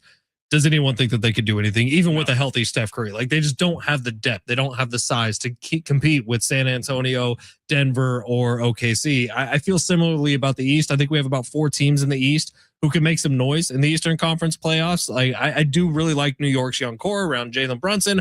I like what Detroit has going, especially if Cade Cunningham is healthy. Boston, obviously, with Tatum is going to be really good.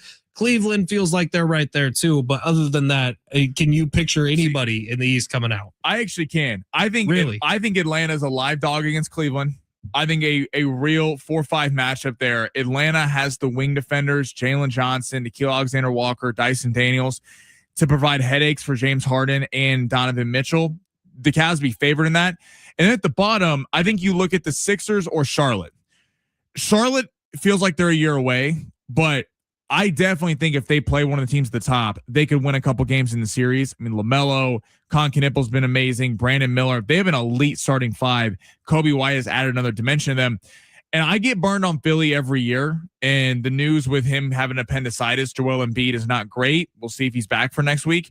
But if they do get there, Tyrese Maxey, Edgecombe, Oubre. These are all guys in Embiid that have been there before, and they have the star power to match the stars of Boston. In Detroit, I think you worry about the lack of shooters if you go up against a team like Philly. So I think the West bottom of the bracket all gets slaughtered by the top, I think the East actually has some live dogs at the bottom. Coach Kentera talking Padres coming up next at San Diego Sports 760. You're listening live on the iHeartRadio app.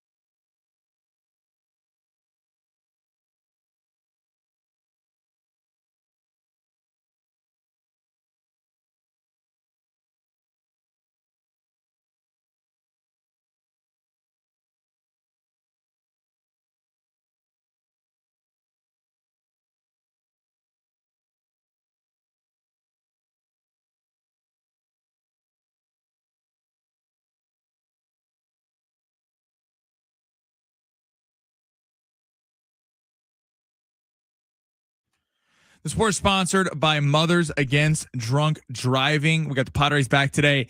6:40, ready for a 4-game set against the Colorado Rockies right here at Petco. Randy Vasquez will be on the mound today for the Pods, and the Lake Show are back tonight taking on the Golden State Warriors. Lakers currently riding a 3-game losing streak with all the injuries to Reeves and Doncic. That game will be at 7 o'clock right here on San Diego Sports 760. Steph Curry will not play in this game, but Golden State is still a 2.5-point favorite. For victims of drunk and drug driving, your grief is unique, but you're not alone. You always have a place at MAD. Call the 24-hour victim helpline at 877-MAD-HELP or visit mad.org.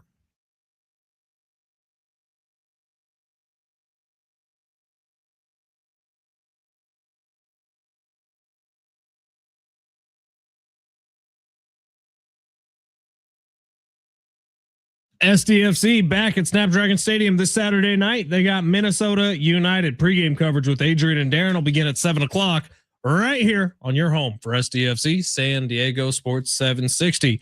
All right, every week we get to check in with the coach, Coach Kentera. Obviously, has seen and lived more Padres baseball than just about any of us. Coach, how are you on this Thursday? Doing well. Excited. We got a Thursday night ball game back here at Petco Park. The Major League schedule hasn't been to my liking so far this year. You play these games on Wednesday. There've been a lot of off games on Thursday, and we started that first week where there were several teams off on Sunday. So I like baseball every night, and I know I'm not the guy putting the uniform on. I know the players are tired after that long road trip, but let me tell you, when you go 4-2 rather than 2-4, you'll have a little bit more hop in your step when you take the diamond tonight. Yeah, so 4-game series against the Colorado Rockies. And Coach, it wasn't until May 1st last year that the Rockies got to 6 wins. They're already there this year. Are they going to be a handful for the Padres?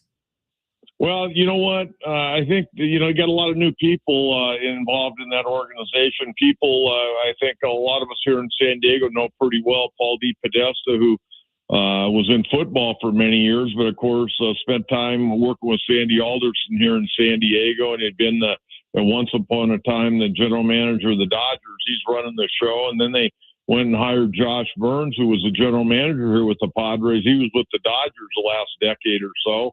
And so they got a little new blood, a little new enthusiasm, a little more, I think, up to date on how you do things around the game of baseball. And really, one of the reasons they're playing really well, and they got a good catcher in Hunter Goodman. But the kid who we know pretty well, Mickey Moniak, who former number 1 overall pick years ago by the Phillies, is really come on. He started the year late with a little bit of a finger injury, but he's hit 3 homers, I think, here in the last 4 or 5 games. So he'll be excited about being back home. And you got a lot of guys trying to prove that they can play in the big leagues on a regular basis. So they're giving everything they got. So the Padres got to be ready to roll this weekend. Coach, what do you make of the first couple weeks? The Padres have hit for a lack of power. We kind of saw this play out last year. Is this still a concern of yours, or do you think this is just a small sample size early on in the year? Sammy, there are a lot of things to digest when you're talking about the Padre offense right now. I mean, right now, average-wise, they're 26th in all of baseball. They're hitting 213. They actually upped it 4 points yesterday with 10 hits against Pittsburgh. They were hitting 209 prior to yesterday. They're not getting on base at a very good clip, only 282. Their slugging percentage, a paltry 336, and an OPS for people who keep track of that, 618. I've got some real concerns. I got a lot of concerns about Machado right now. He's hitting 206, got the day off. He's getting on base, but he's not hitting with much power, nor is he hitting for much of an average right now, hitting 206. And Fernando, I've got even a little more concern about him. There's no power. He's got 3 doubles, but he's not driving the ball like he once did, and he's striking out at a 33% clip right now, 15 strikeouts and 46 at-bats. And when he checks in tonight, his batting average still on the interstate at 196 right now with no homers and 4 RBIs. Coach Kentera joining us today on San Diego Sports 760. Coach, it's funny when you watch Adrian Marjon pitch so far this year, because he's throwing like a 99-mile-per-hour slider. Like, his pitches look good. It's just been a lot of soft contact ground balls and maybe some defensive mistakes behind him. You think Marjon will be fine this year? It's funny, his expected ERA is like sub-3 and his actual ERA is over 10. Is this just something that happens sometimes, or is there something wonky with him? Well, I'll be honest with you, Fletch. The few times I saw him on TV in spring training, I didn't think he threw the ball all that well. The other night, in that game against Pittsburgh, obviously, it didn't help the Bogarts tried to turn in. What he should have done was probably field the ball, throw to first. He'd had 2 outs, runners in second and third. And he tried to take a little quick peek, and he lost the ball, and he lost all the outs. And, they started getting a few hits off of Morejon. His body language was not good, but I don't think he's throwing as well right now as he did last year. And last year he had an incredible year. We know he had 13 wins coming out of the bullpen, but I mean, he was overpowering. And I don't know. To me, it looks like the Padres came out of spring training and not everybody was completely ready. Michael King, I'll use Michael King as an example. He did not have a good spring.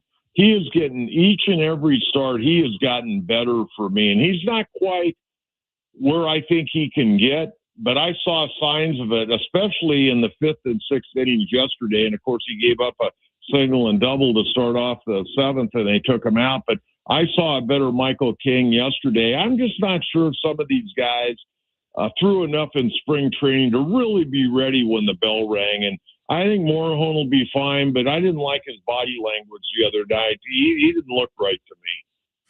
Coach, how do you assess Craig Stammen those first couple of weeks as a manager? Have you liked what you've seen? Like what of some of his bullpen decisions? Where are you kind of at with Craig Stammen? Well, I think we can all sit here and we can second guess. And in my case, a lot of times I'll try to think along with the manager, and sometimes I'm right, sometimes I'm wrong. But, managers are going to make a lot of decisions over the course of 162 games. And, you're going to look like a bonehead every once in a while, and you're going to look like Albert Einstein. I think Craig, because he's a former pitcher, he came up, into pro baseball over 20 years ago now. He's kind of got the old theory, I think, on pitching. Hey, I got my starter out there. I may stay with him a little bit longer.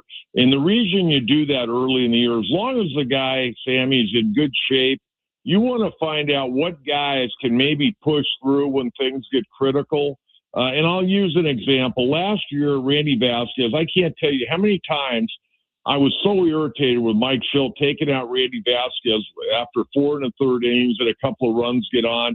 That's when you find out what you have as a pitcher. When you're a little fatigued, you're in a jam, middle of the ball game, can you push through, or are you going to give in and allow them to knock you out of the ball game? And I think Craig Stammen right now is trying to find out what starters he can trust deep into ball games that other guys he may have to go get once they prove to him they can't do the job. So, I kind of like the way he's managed. I know there are a couple times we could probably cuss and discuss it, but overall, I think he's done a really good job. But, so far it's been kind of laid back. There hasn't been any crucial things go on in the games. The intensity levels haven't amped up. But as we get deeper into the season, we'll have more and more opportunities to examine the manager. But he hadn't done anything blatantly wrong. I think it's funny, Coach. Sometimes you're just looking for someone to blame. And for me, I can't point to a single decision Craig Stammen has made this year that's cost the Padres a game. There's some things that I don't love,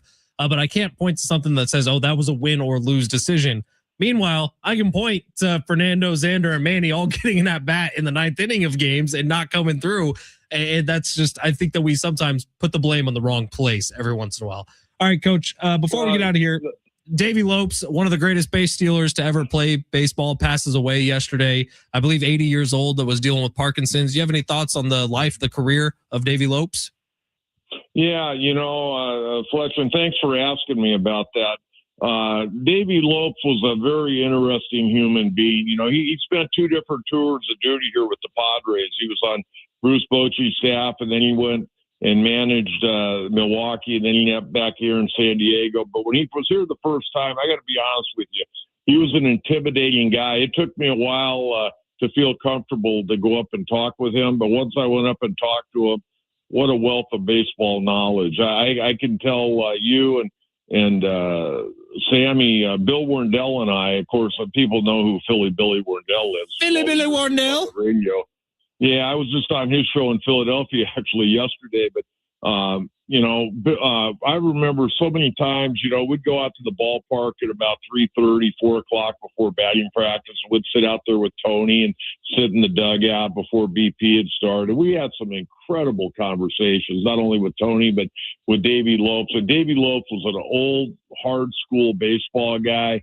And, I was thinking about this earlier today. Bruce Bochy's going into the Hall of Fame. We've had some incredible baseball people come through San Diego, but I'm going to tell you, there's nobody that was any better than a guy like Davey Lopes. I mean, Davey Lopes, he got to manage in Milwaukee, but they didn't have any money in that ball club, and his record wasn't good. But he was a great, great baseball man, and he helped so many young players along the way. And I knew he'd been sick. He actually had prostate cancer back, I think, in 2007. He went home to Rhode Island a while back to be with his family. And, I was sorry to hear that yesterday. But my thoughts on him, intimidating guy. Every time he put on a major league uniform, whether it was as a player coach or manager. He came to beat you. He wasn't into fraternization or patting guys on the back. He was out there trying to win ball games. And I think anybody that ever watched him play and was around him as a coach knew this guy was no nonsense. It was all about trying to beat the opponent on that given night. Coach, appreciate your time. And we always do this. I wanted to ask you about Mason Miller. So if we can keep it tight, like how impressive is Mason Miller? Well, unbelievable. Good for Mason Miller. Good job by Craig Stammen, Ruben able to get him in that ball game yesterday. He had a lot of fans and friends and, family out there that wanted to see him pitch, and they let him throw that one inning. He only struck out 2 out of the 3 yesterday. I guess he let up a little bit. I know, a little disappointing. It is crazy. That high fastball mixed with that slider that just disappears off the plate. It seems like it's impossible to hit him right now. Very fun to watch. Coach, thank you for your time. All right. You take care, boys. Coach Kentera joins us every week. Always appreciate his time and his knowledge on the Padres as we get going on this season. Padres have a 4-game series with the Rockies coming up starting tonight. We'll get you ready for it on the other side. It's San Diego Sports 760. You're listening live on the iHeartRadio app.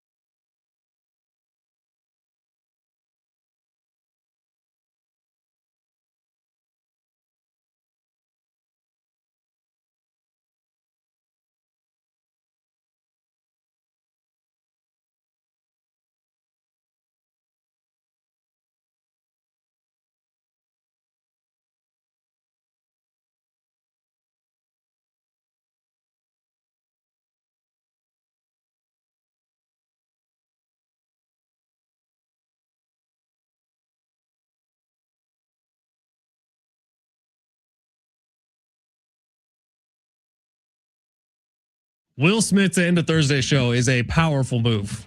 It was something I thought of this morning. Music's been strange today. We had like Johnny Cash at one point. We went a little oldies today. We went Jim Croce and Johnny Cash. It's been an interesting day for music. We started with Tupac, Johnny Cash, Jim Croce. We got Will Smith. I think I hit a little VH, of course, in there. I mean, it hasn't been bad. It's just been interesting. It's been going around VH1 tour in music history today. Wait, did that just happened? So Freddie Couples was 3 under par. He just had a sextuple bogey. 6 over par on one hole. He just go to a +3. He went to a +3. He was just 6 over par on one hole. Fletch was literally like telling me, he's like, dude, how about if Freddie Couples won this thing? I didn't say I knew it wouldn't happen. Like it's Freddie Couples always shows pretty good on day one, but I cannot believe that just happened. That has to be the worst hole anyone's had all week or all day so far. What? Freddie Couples. I was literally about to come on here and talk about Freddie Boom Boom Couples. Like he still has the smoothest swing in the world. He hit the ball 240 off the tee, but he's 3 under par, tied for 8th, and now he's 3 over after one hole. And this is obviously extremely early. I mean, we're not even done with the first day, and there's going to be a lot of movement, but the Masters, you said this earlier. If this leaderboard holds, you got Burns, McIlroy, Kitsuyama, but then down you got Justin Rose, Scheffler, Shane Lowry, Schauffele. Like these are big names at the top of this leaderboard. How about Jordo Spieth and Justin Thomas have both had good days. Fleetwood's had a decent day. Like I just hope we get a Sunday like last year where there's some big names battling out at the top. It just adds something to it. That we're getting kind of the big guns going at it. I'm starting to feel real dumb for talking for 2 weeks about how John Rahm is going to win this thing. It's okay. Hey, Fletch. +4 on the first 9 holes is pretty brutal. I get DM'd every night when we lose bets. It's an ebb and flow thing. We're steering the ship into calmer waters. Okay. It's not over yet. He's going to come back. He better or he's blacklisted forever. John Rahm. So who's our blacklist? Andrew Nemhard, Carl Anthony Towns, Jack Flaherty. Flaherty needs to be on that list. I would say just Lakers and Clippers in general. And Dodgers, by the way. You can't bet on the Dodgers to lose ever again, Sammy. So Sammy and LA teams blacklisted. Well, the Lakers I've had success with. Kings, I'm looking at you next for hockey picks. Done. We're not doing it. It's over. You're not allowed to bet anything LA, Sammy, because it doesn't work. I've been money with the Lakers. I don't even think that's true. I actually have. If someone has evidence that that's true, send it to me. I hit like don't 3 think straight that's bets true. with the Lakers. By the way, the Clippers I've had historical success with. It was my bad. I thought I should have known better than to pick the Clippers in a game that actually mattered. 615 is texting the show without even listening to the show, which is a power move. 615 saying, Sammy, I'm not able to listen today. Can you post your long shots on X? I just did. Thanks, homie. Fletch and Sammy. I believe that's our boy Quacked. Well, no, that's 615. I think that's Budweiser Scott. Oh. I think that's our Miami fan. I'm pretty sure. Budweiser Scott. He won't like that I went against his Miami Heat tonight and went to Toronto Raptors. The DM him, I guess. All right, we're just about done for today. Sammy's got a big show coming up. Who's coming on the show? I got a sneak peek at this. I'm pretty excited. I can't wait to listen. So he's a voice San Diego might be familiar with. Known more for one singular picture than his voice. Yes. And should we leave it at that and see if people can guess? I think, yeah, just text us 70470. Start your message with team. This is like the second most viral moment to ever come out of this radio station. What's number one? You guys with best bracket ever. Yeah. That had like close to 10 million views across all platforms. There's a guy who may not live here anymore, but still is very intertwined in the Padres community. Sure. He might be in a different time zone. And a press conference may have been ruined. And a press conference may have been rumored. And one former Padre and Kansas City Royal hates his guts. All right. Well, I think we've given it away at this point. If someone doesn't know who it is, I don't really know what to tell you. You must be a new fan. And if you're a new fan, my name is Ben Fletcher. That's Sammy Long. Thank you for being here. We love our new fans. Do us a favor. Open up that free iHeartRadio app. Click the little plus icon when you're listening to San Diego Sports 760. That makes us look very good to the bosses. And that helps us out. And it's better for you because when you open up the free iHeartRadio app, the first thing you see is San Diego Sports 760. 619 with a beautiful text and the show. Don't forget, Bengals cost us survivor picks. So the Cincinnati Bengals are definitely on the blacklist of no gambling. I was looking at some different options for us to, in case, we don't do the same thing where we broadcast live at Circa. Obviously, that's the hope that we can do that. Yeah. But regardless, we're going to do this again this year. Of course. So I've been looking at some different options and maybe some different styles of the same thing that Circa does at different hotels.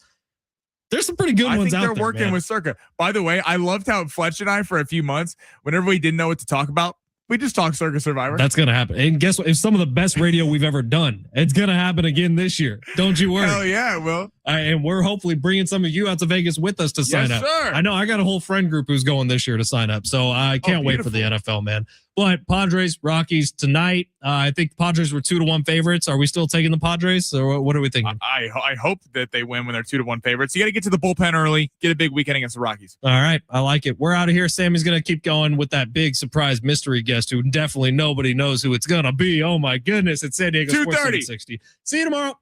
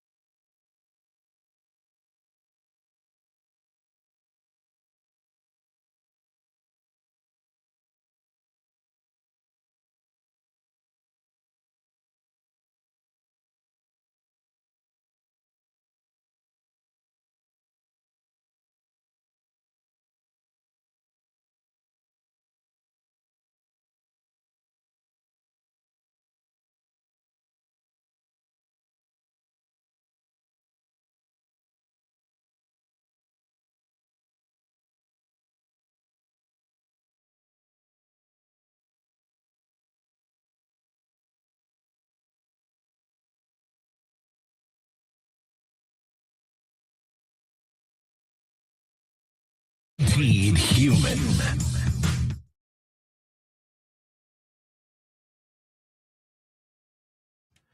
This report is sponsored by Dairy Queen.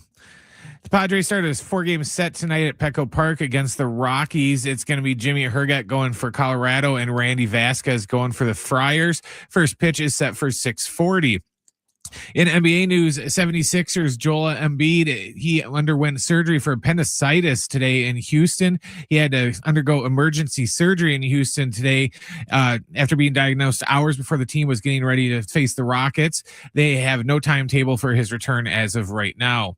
And tonight we have Lakers basketball for you on San Diego Sports 760 when the team takes on the Warriors. Pre-game coverage begins at 6:45 and the tip will be at 7. The only thing better than grabbing a Blizzard treat on a warm sunny day would be snagging a second one for just 99 cents with a Blizzard double flip deal. It's buy one Blizzard treat, get another one for not just 99 cents when you order in the DQ app. DQ, happy tastes good for a limited time at participating U.S. locations.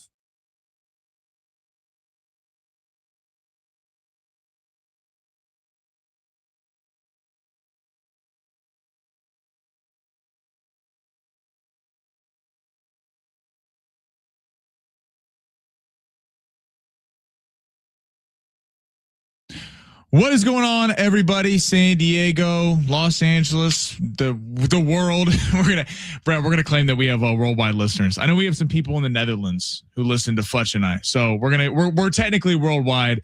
Welcome back to the second week of the show, 2 to 3. You heard Big Voice Guy going along with me on San Diego Sports 760. Appreciate everybody for tuning in. Who's kind of been hanging with me through the first couple weeks, kind of talking everything in the sports calendar. We got the Masters on today. Pretty good leaderboard so far with McIlroy and Burns at the top. Scotty's hanging around there. Schauffele, Lowry. Be fun to see as the weekend progresses. So I had a whole show plan. We're gonna go Padres, little NBA, which we're still all gonna get to today. But then the DOJ decided to investigate the NFL for basically all the streaming services. If you haven't seen it, the DOJ, as of an hour ago, opens an antitrust investigation of the NFL over TV deals. So the Wall Street Journal first reported writing that the quote nature and scope of the Justice Department's investigation were unknown.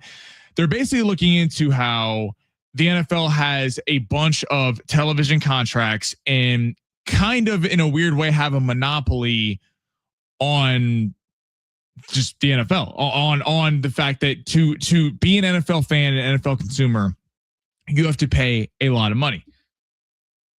Now, Fletch and I got into this last hour a little bit, but so for those who aren't familiar, the NFL has obviously games on ESPN, ABC, NBC, CBS Sports, and those are the games that are going to be on Sunday Ticket plus ESPN. So it's what, $300, $400, sometimes $500 for Sunday Ticket. Then for the Thursday night games, you got to get into Amazon Prime. You got to pay for that. Then Netflix now has Christmas and Thanksgiving games, and then Peacock. Peacock has had a playoff game a couple years in a row now, going back to the one season when the Chiefs played the Dolphins. It was a frigid game. It was like 20 below zero. Chiefs ended up winning 26-7. And when I first look at this, like Fletch and I kind of had differing takes. And Brent, I'm curious for your thoughts on this in a second. I get people being frustrated with the amount of money they have to shell out for a league. It's a lot to watch the NFL in its entirety, to watch your favorite team. You got to spend a decent amount of money. I mean, you're not just, this is not just, hey, you're paying $10 a month or $20 a month for your favorite sports team. And I know there's the kind of factor of it can get confusing, and especially for maybe an older audience. Like Fletch earlier brought up the point about, his grandpa, like his grandpa doesn't know how to work Netflix or Peacock or things like that. The one thing I would say though is if people don't like it, then kind of don't watch. And I'm going to be that blunt, but the NFL basically can do whatever it wants because people I remember when the first game went on Peacock, and it was going to be Dolphins Chiefs. And there was this whole week leading up to that game that wasn't even about the game in and of itself. People were, I'm not going to watch. This is ridiculous. They want me to pay whatever it was, $12 for the month to be watching this game. And then I believe it averaged about 30 to 40 million people. And so I get people complaining. People complain about it's on Netflix. I don't want to watch these games. The Netflix slate this year on Christmas, 5 of the 6 teams, I believe, were out of the playoffs because the Lions played the Vikings and then the Cowboys played the Commanders. And both teams were so far out of the postseason that it didn't matter for the playoff picture, and it averaged 40 million people. And then the night game had Denver, who was trying to jostle for positioning in the AFC, and the Chiefs, who were out of it by that point. And Mahomes wasn't playing. They're playing a third string quarterback. And yet people are still watching. So I understand the frustration with the fact that you have to shell out a lot of money in the NFL to watch it, and just the price is going up kind of everywhere. And us as sports fans, I mean, you to watch your favorite team every night in a lot of different sports, it costs a decent amount of money. I mean, it ain't cheap anymore. We just turn on the TV and it's there. But why I don't have a problem with the NFL being this widespread with this many different things is because they put the best product out there. Because in baseball, like, I don't know, text me 70470, start your message with team. I don't know how many people in the regular season, let's say you're a Padre fan, are you watching a Marlins Braves game in entirety in the regular season? Or are you watching a Yankees Rangers game in entirety in April? In the playoffs, it switches because playoff baseball becomes a massive thing. I think the NBA is similar. The NBA, I'm a massive Laker fan, but I have NBA Pass because I do a thing with Alan's channel, so I have to kind of stay up to date on all the other teams. And obviously, having this job, I got to stay up to date on everything going on. But in an entirety, I'm a huge NBA fan. In November, December, I don't know that I'm sitting down completely watching a Hawks Pistons game from start to finish, unless I have money on the game. Whereas the NFL, I'll watch a Panthers Falcons game. I'm a Chiefs fan. Because for a multitude of reasons, the NFL is just the greatest reality show in that it is such on a week per week basis. There's one game a week. You can go from being the best team in the NFL to one of the worst teams in the NFL in a quick span of time. And one loss has such magnitude. We talk about with the Padres. I mean, every day it's like, well, they win a game, they lose a game. Well, it all is the same. And it's still so early in the season. Although it's our job to nitpick and kind of get in on the nitty gritty of the team, it's hard to sit there and go crazy over a loss or go crazy over a win because there's so many games. Baseball is a marathon. NBA has the same problem. 82 games. They could reduce that. NHL, same problem. It's a long season.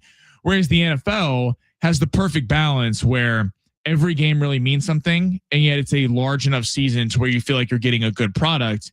College football is a little different. They have that same kind of scarcity that the NFL has, but college football has the problem that a lot of teams just simply aren't going to win and make the college football playoff off the jump. When the college football season kicks off, at best, you could argue there's 20 to 30 teams that have a shot to win the whole thing. And that's being friendly. That's being like, because of the playoff expanding, we're including them in the playoff when really there's probably a list of about 10 college football teams we think, hey, they could actually win a national championship. So back to this about the NFL, I have no problem paying the freight, even though it is expensive. And it might cost you upwards of $800 for a whole season because, I mean, you look at not only just all of us have a team, or maybe you're someone who you were a Charger fan. You're like, screw them. They're dead to me. I don't have a team, except people still watch because of fantasy football, because NFL was the first to really embrace gambling, was the first sports league to really kind of fall into that. And they've just done such a great job of marketing stars where it just feels like there's so many reasons to watch an NFL game. So I'll pay the freight for the package, the YouTube TV package, Sunday Ticket. Whereas to watch Lakers and Padre games, I just pay the $20 a month for the Lakers, and I pay the whatever it is, $99 to watch the Padres. I'm not paying necessarily the MLB package so I can watch Braves games or I can watch Pistons games. But in the NFL, I'll do that because I want to make sure that I'm kind of in tune with everything going on. And it just feels like if you're just watching your team in the NFL, you're kind of out of touch with what's happening with the rest of the league because it's such a league with divisions matter, tiebreakers. I mean, and every game has such importance on it that I get the frustration of people having to pay the money. But I think if any sports league has earned the right to charge us a large amount of money for their product, it is the NFL, because basically whatever they do, whether they put a game on Peacock, whether it's on Sunday Ticket or on Sunday Night Football, people are going to watch, and not just some people, millions and tens of millions of people are going to tune in, whereas it's not the case for everyone else, a lot of other sports. Brent, what do you think on this?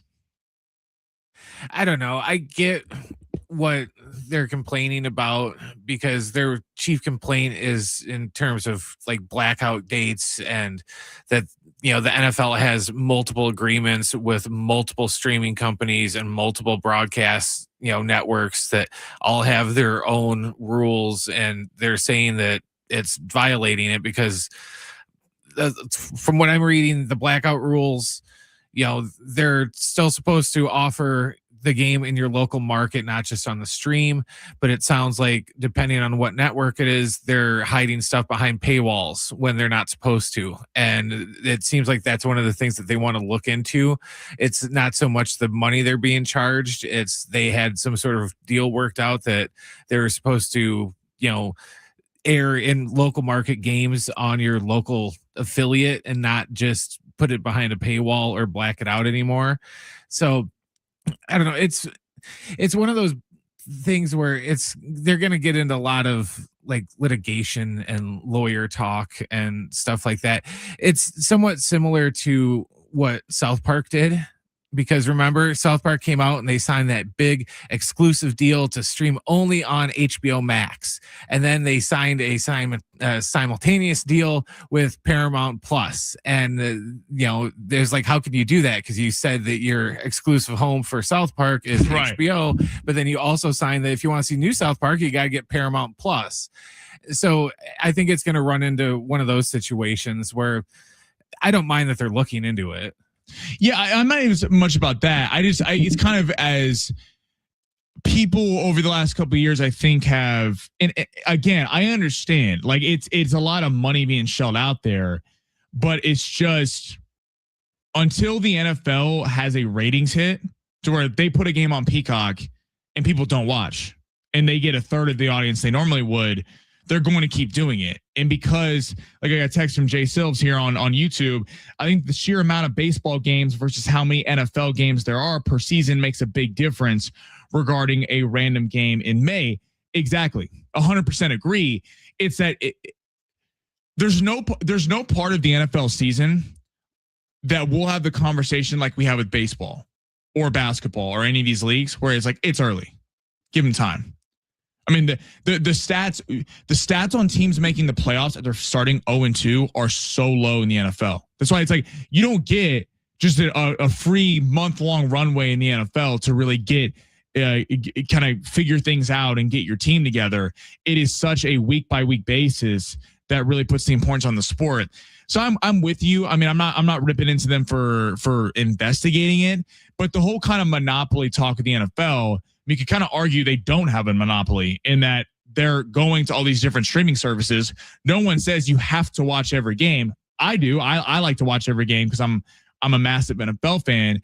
But I mean, you could sit there and go, hey, I'm gonna, I got cable and I'm gonna watch the primetime games, and maybe I have Netflix, so I'll be tuning into the Thanksgiving and Christmas games, and that's completely your prerogative. And I don't want to tell you how to spend your money because that's for everyone else to figure out. But it does feel like the NFL expanding out again until something happens to where one of the things don't work. Like, people complain about the amount of overseas games the NFL has, which is fair. I have no problem with it, but I also have a little bit of a problem that they're opening up the season. They're changing. The Seahawks are now going to start on Wednesday, and the Rams and Niners are going to play on Thursday because they're getting the game in Australia. But then again, it's like they go overseas and the games sell out and they do big numbers over there, and people are still waking up at 6 a.m. here in the States to watch the game. So until the NFL really does something that doesn't work, it's just going to keep happening. So certainly will be a situation to monitor with the DOJ again investigating the NFL about opens an antitrust investigation of the NFL over TV deals. Kind of be fascinating to see how that plays out in the near future. All right, we got the crossover 245. We have a very special guest, the one, the only Jim Russell will be back on the airwaves at 2:30. Excited to talk to Jim. Haven't talked to him in a minute. How he's doing out in Philly. Got to get a lowdown on the Padres. Coming up next, we're getting a little NBA as well as a little college basketball tournament expanding. What do we make of that? Is that the right move? Is that the wrong move? Text us 70470. Start your message with team. Coming up next on Going Long, San Diego Sports 760 live on the iHeartRadio app.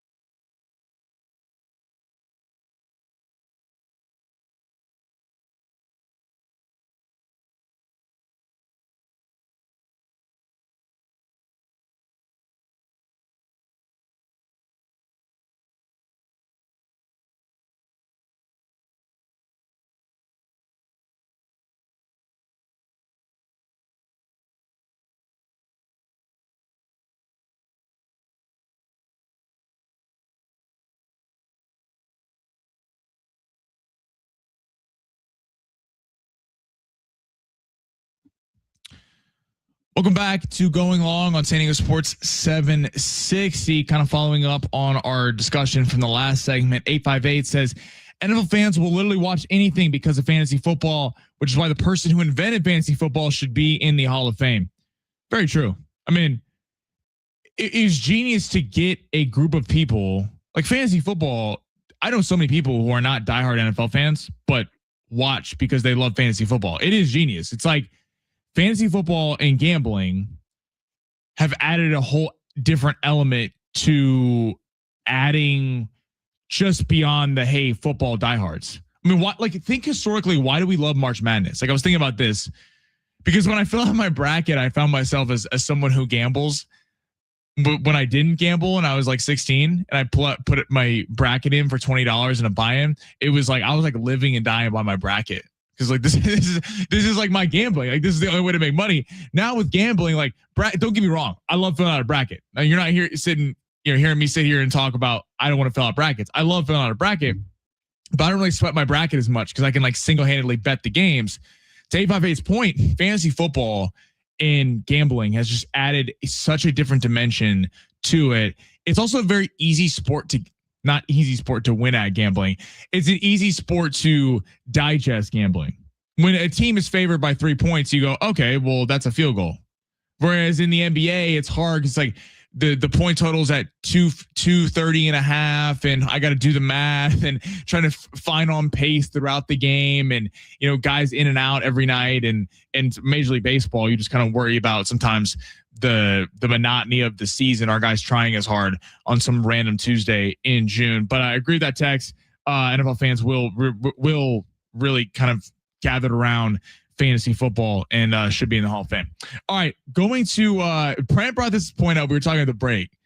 I forgot to mention this. We talked about it earlier. The City Connect jerseys have dropped for the Padres. Shoot us a text 70470. Start your message with team. Are you rushing out to buy these things?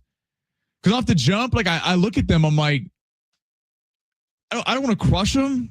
They just look very plain to me. They're very. They look like the Houston Astros. It's funny how we went from color rush in the NFL and then now to City Connect jerseys in baseball to where we basically just make a team look like a different team with a brand new set of jerseys. At least these still have color. Remember the color rush jerseys eventually were just like a white helmet, white jersey, white pants. It's just like you guys forgot to put the color in the color rush. That is true. But the City Connect, I'm curious who's how many people are rushing out to buy this thing?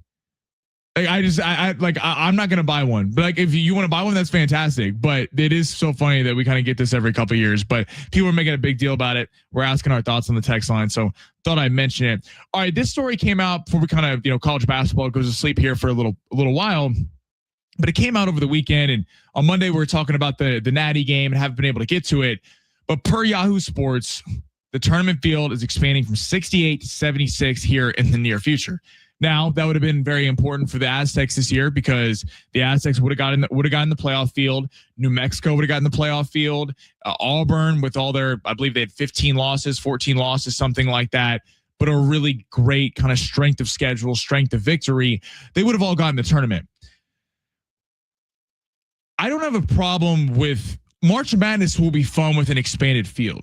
It's not going to affect March Madness to me because I'll watch whoever they put out there on March Madness. I mean, the tournament is such a super fun time of year and you're getting great matchups. And hey, the pro to this, I think, would be in the expansion of NIL in the sport where there's really valid concerns about, will we see Cinderellas anymore? Or is this because of the amount of money being shelled out to these rosters? Or are we going to get Cinderella runs because they're just that much deeper and more talented than some of these Cinderella teams? Michigan had a $10 million NIL deal. They're playing the championship game, just won the championship. UConn, $8 to $10 million NIL deal, and they were playing for a national title. So I do think that adding 8 teams does add something to, you're going to get some bigger time programs in the tournament. San Diego State would be there, Auburn. And certainly, even though San Diego State didn't play the best against the upper tier competition this year, San Diego State pulling off an upset, or Auburn or New Mexico, programs that have some pretty big players in them. Miles Bird's in the portal today. Like there's some big players that San Diego State had last year, might lead to some more competitive matchups, because you're getting more power conferences or at least big time programs in the field. My problem with this though is just like we were talking about in the last segment with the NFL has it right, and they play a certain number of games, and it leaves you wanting more. They own a day of the week. I think every other sports league, fans of those leagues have called for less MLB games, less NBA games, less NHL games, and college basketball has suffered from the critics. I'm not saying this, but the critics would say the college basketball regular season until you get to February is boring. That's what the ratings have told us over the years. November, December, and January, outside of college basketball diehards, it's not pulling numbers compared to the NFL, college football, NBA, MLB playoffs, or I guess they miss it in October, but it's not pulling numbers compared to those things. Because if you're a fan of Duke, if you're a fan of Kansas, North Carolina, yes, there is a once in a blue moon chance that you end up missing the tournament. We saw it a few years ago when North Carolina was the preseason number one, lost in the championship against Kansas, then missed it the next year.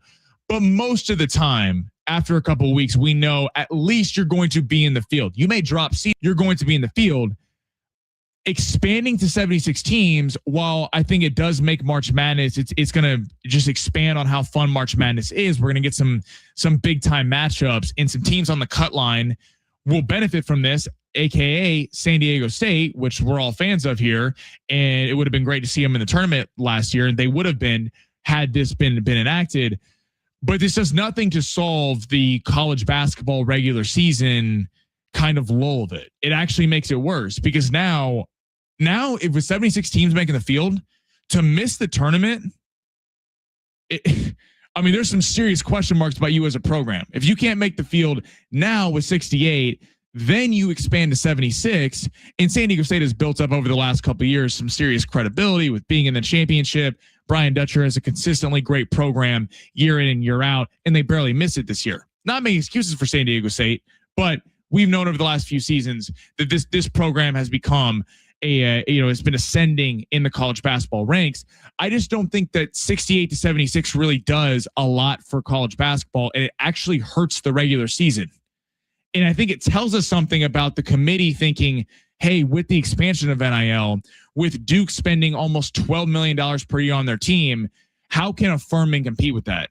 Siena played him great. The starters of Siena ended up beating Duke, but the problem is Siena's bench was nowhere near Duke's bench with players making multiple millions of dollars. So I think it says a lot about the state of college basketball that they're expanding the field, because I think this trend of not having a lot of Cinderellas is likely going to continue. And that's why we're seeing the field expand in the next couple years. All right, coming up next, Jim Russell, the man, back on the station. He's going to be talking to Brent and I. Very excited to get to talk to Jim, get an update, everything Padres. What does he think about the City Connects? What does he think about the team a couple weeks into the season? Is he concerned about the lack of power? We're going to get to all that coming up next on Going Long, San Diego Sports 760, live on the iHeartRadio app.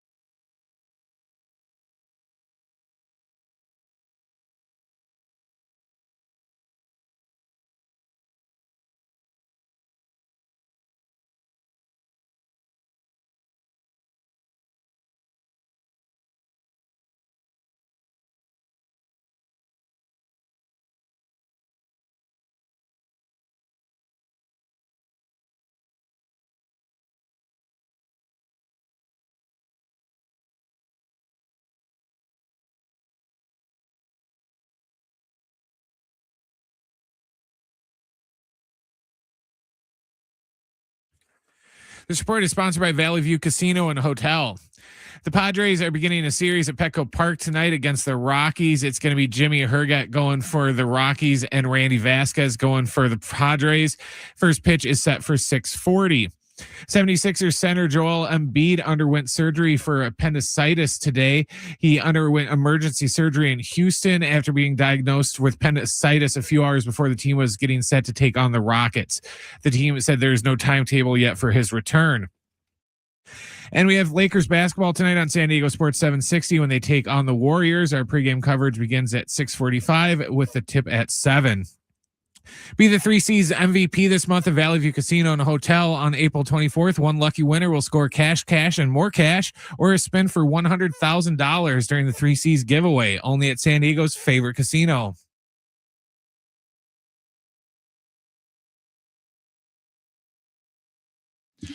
Welcome back to Going Long on San Diego Sports 760 live on the iHeartRadio app.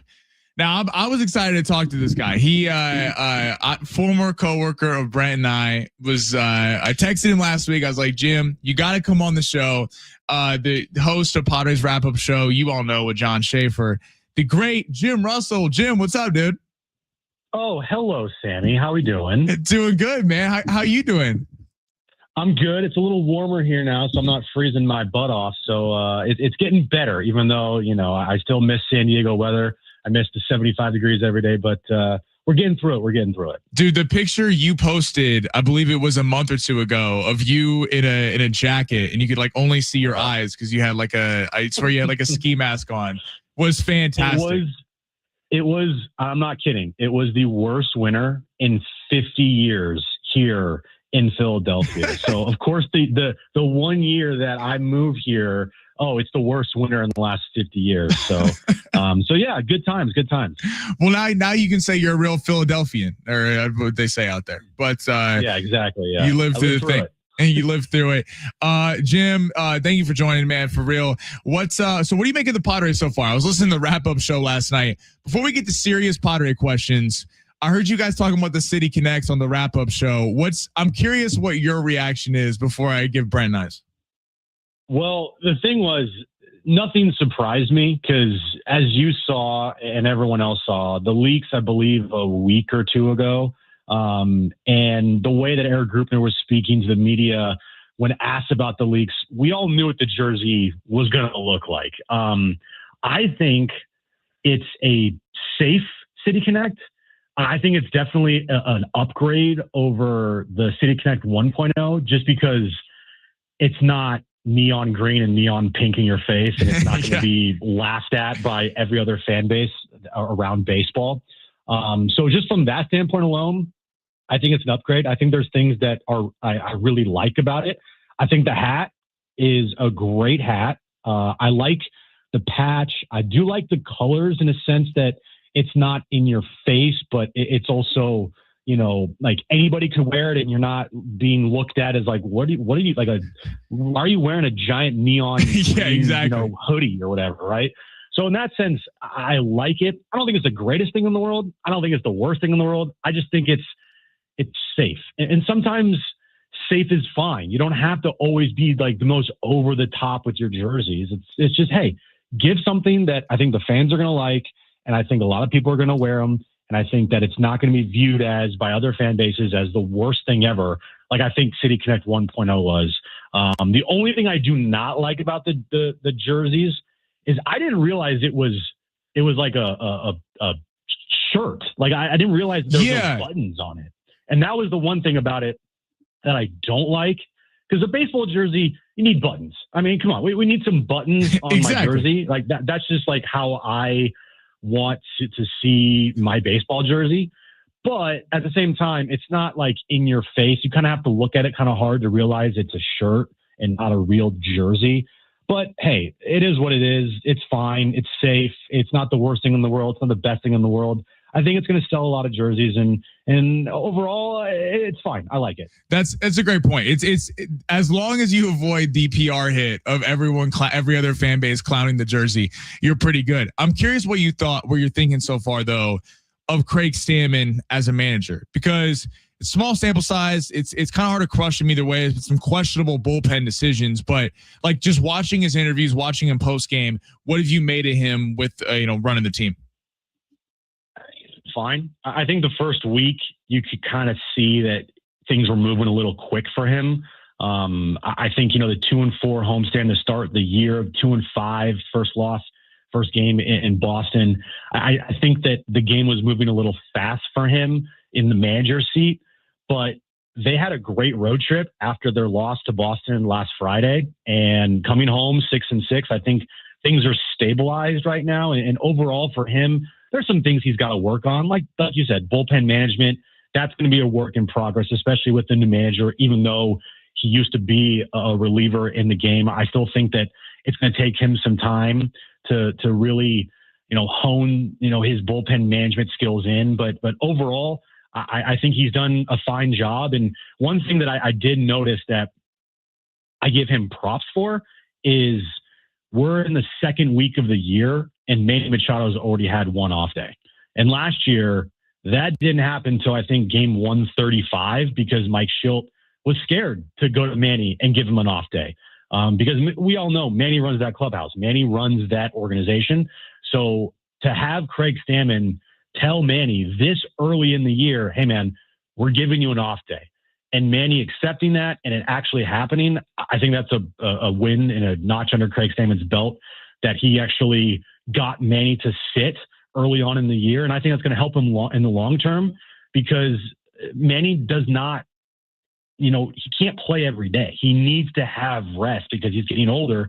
And to play every day, we're going to see a worn out Manny at the end of the year. And this team can't have that. So Craig Stammen doing that, I think it's good. I think so far, so good with Craig. And it's nice that they had a really good road trip and hopefully they can play some better baseball at home. That's a great point about that because I remember when Craig Stammen got announced and Machado and Tatis and all these guys were kind of singing their praises, it was like great, but at the same time, it's kind of the concern when JJ Redick got hired with the Lakers. Can they tell these guys, the stars, like the stuff that needs to be said, like taking an off day? I totally agree with you. What do you make of the rotation so far? So, Buehler, not his first start was okay. Second start kind of got ate up. Marquez was great the other day against the Pirates. Do you think that Waldron coming in, do you think he'll replace one of those guys as we kind of wait on the return of Joe Musgrove? I think the rotation for the entire year, unless AJ Preller makes a significant upgrade, is always going to be just a, walking a tightrope type of thing. I think Michael King to start the year has looked good. I'm not going to say he's looked great because he's walking a lot of guys and he kind of seems like he's getting tired as he gets to the sixth inning. Nick Pivetta has definitely looked really good after his first bad outing of the year on opening day. Walker Buehler, his time might be numbered here in Padres uniform if he continues to pitch the way he's pitching. Small sample size, but still, every time he goes out there, he's pitching for a roster spot. Same thing with German Marquez. Every time he goes out there, he's pitching for a roster spot.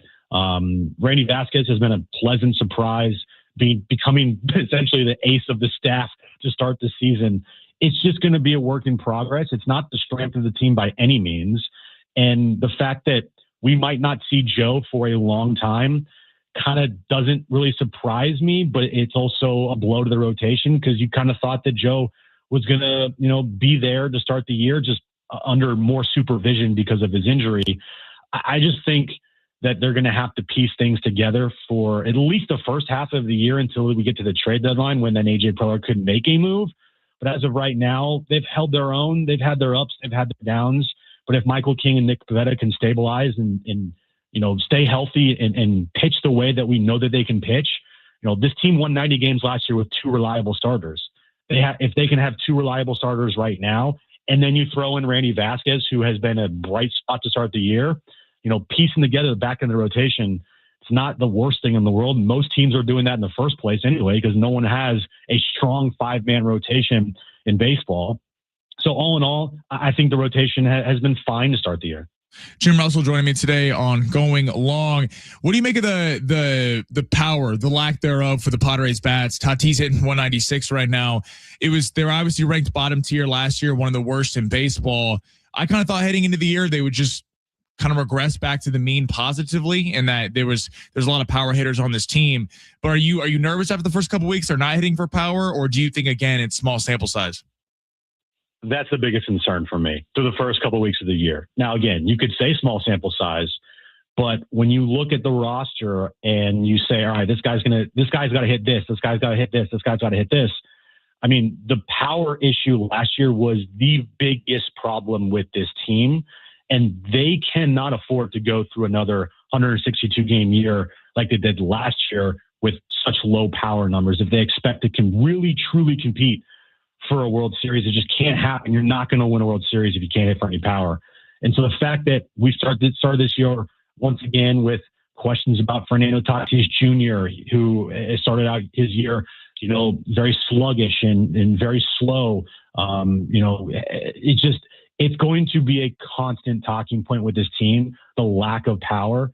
And truthfully, unless Fernando Tatis Jr. turns into 85 or 90% of what he was in 2021 power-wise at the plate, it's just going to be an issue with this team going out through the rest of the year. And I don't know how they fix it other than guys just have to be better with their power numbers. So Ben Fletcher has been telling me about how the Mike Evans signing is leading to a San Francisco 49ers Super Bowl. I'm curious, where are we at with the Evans coming to the team? Kenneth Walker going away from the Seahawks, McDuffie now with the Rams. Are you realistic about your Niners, or are you like Ben, you're going all in for the Super Bowl this year? Look, I think realistically, it's safe to say that they're probably not going to trail in any game this upcoming season. So with that being said, yeah, I think the perfect season is on the table. It's just a matter of if they really want to do that or not, and if they really want to have that perfect year. But yeah, I mean, the perfect year is out there. I think it's there for the taking, and the fact that there's a really good chance that they might not trail in any game because they picked up a 34-year-old wide receiver in Mike Evans. Look, I'm very optimistic about this team going forward. I will give your boys some credit. I talk a lot of crap about the Niners, but I do think Mike Evans giving Purdy a jump ball threat is a big deal. And that division has gotten worse. Like, I think there's certainly a real opportunity in the NFC. I'm curious, you and your wife, she's obviously a massive Eagles fan. Now you're living in Philly. I assume you're still repping the Niner gear everywhere. Not everywhere I go. I mean, there's some places that I can't go wearing Niners gear because, you talk about like diehard football city. Philadelphia is a diehard football city. And if you're wearing any colors besides Eagle Green, it's a little bit of a problem. And of course, they played in the playoffs last year and we watched it at separate houses. So, okay. We're still married. Everything's good. The relationship's still good. We didn't get divorced yet. So, look, everything's fine. I just have to pick and choose my spots here for where I go in town if I decide to wear any Niners gear or not. Jim, you're the best, dude. It's great hearing your voice, man. Go, you all know, but go tune in, subscribe to the Wrap Up Show. I believe you guys are what, like 90 away from 10,000 subscribers? Yeah, we've been 90 away from 10,000 subscribers for the last 7 years. So, okay, 90 people. So go subscribe to the Wrap Up Show. Just get to 10K. It's only been 9 months. All right, Jim, you're the best, man. We'll talk soon. All right. Later, man. All right, coming up next, that was Jim Russell. Great getting to hear his voice. Coming up next, we have the crossover. Let's see if Alan Sleewa decides to diss me again today and come in late. That's the big pressing topic. I see John Schaefer out here. I don't know where Alan Sleewa is, so we'll see if we have both of the crossover. Coming up next on Going Long on San Diego Sports 760, live on the iHeartRadio app.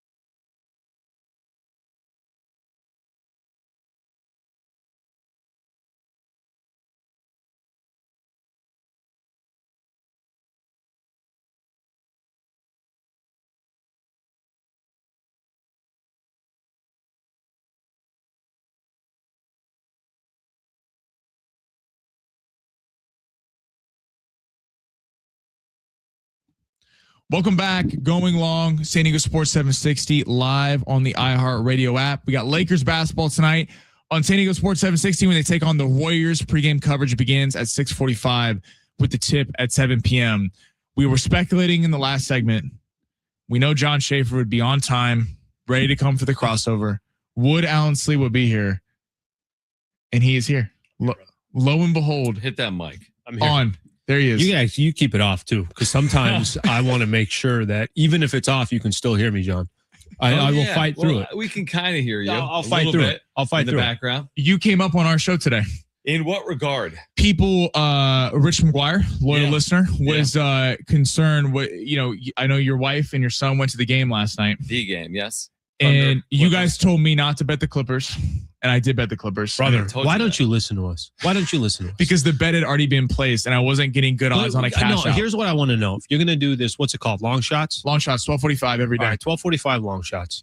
Here you are trying to give out advice to people, and I'm sure you're very successful in this side business, side hustle. Very successful gambler. With that in mind, what made you think Clippers are going to cover against the Thunder? Do you know why? Me and Schaefer were yelling at you yesterday. We're telling you.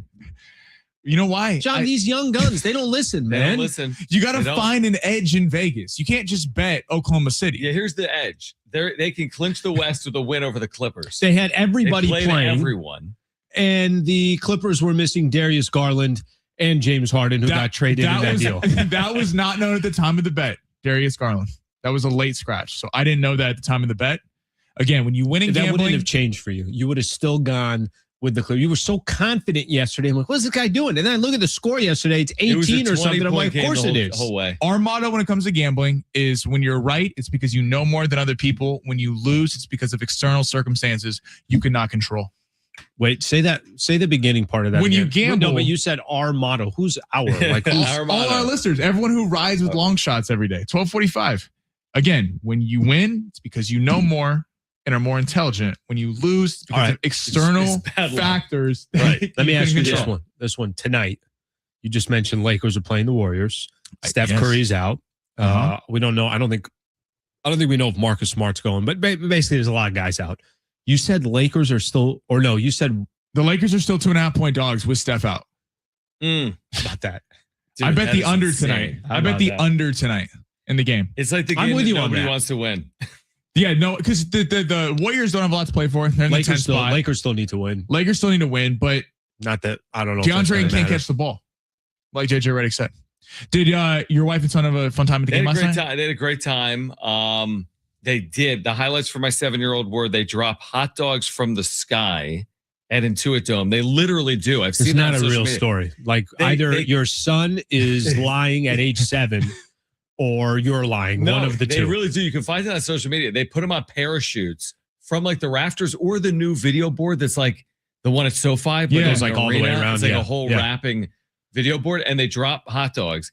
And then also from your seat at Intuit Dome, which is perfect for 7-year-olds, every seat has like a joystick or some type of like contraption where you're like playing video games against the like video board. What? Yeah. So he said there were 3 different games they played in the arena. Isn't there a thing at that arena that you can, if you're like cheering really loud at that arena and at the wall or wwhatever, they will bring you like free beer, free drinks. Like you get like free. I read about this. They didn't bring him free beer. I know that. I asked. And he had two Michelob Ultras. He was really loud yesterday. He was really loud. My wife was telling me he really wanted one of these hot dogs. He's never had a hot dog in his life. We're vegetarians. Mm-hmm. Did he go crazy? He just thought it was cool. He was freaking out. So now you guys are eating meat. I got to see the video. Of this hot dog. Okay. I'll get you some video. I'm gonna get video. Their next home game on Friday, they're doing Indian food. They're actually dropping Indian food. I like that. Yeah, they're doing that's smart. Tandoori chicken. It's a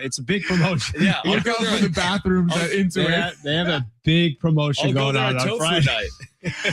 Tofu's falling from the sky. Who the hell had the idea of dropping hot dogs from the We're sky? talking about it. I don't know. Listen, I mean, is it? Yeah, the Lakers have 17 titles, but you can drop hot dogs. They drop hot dogs from the sky.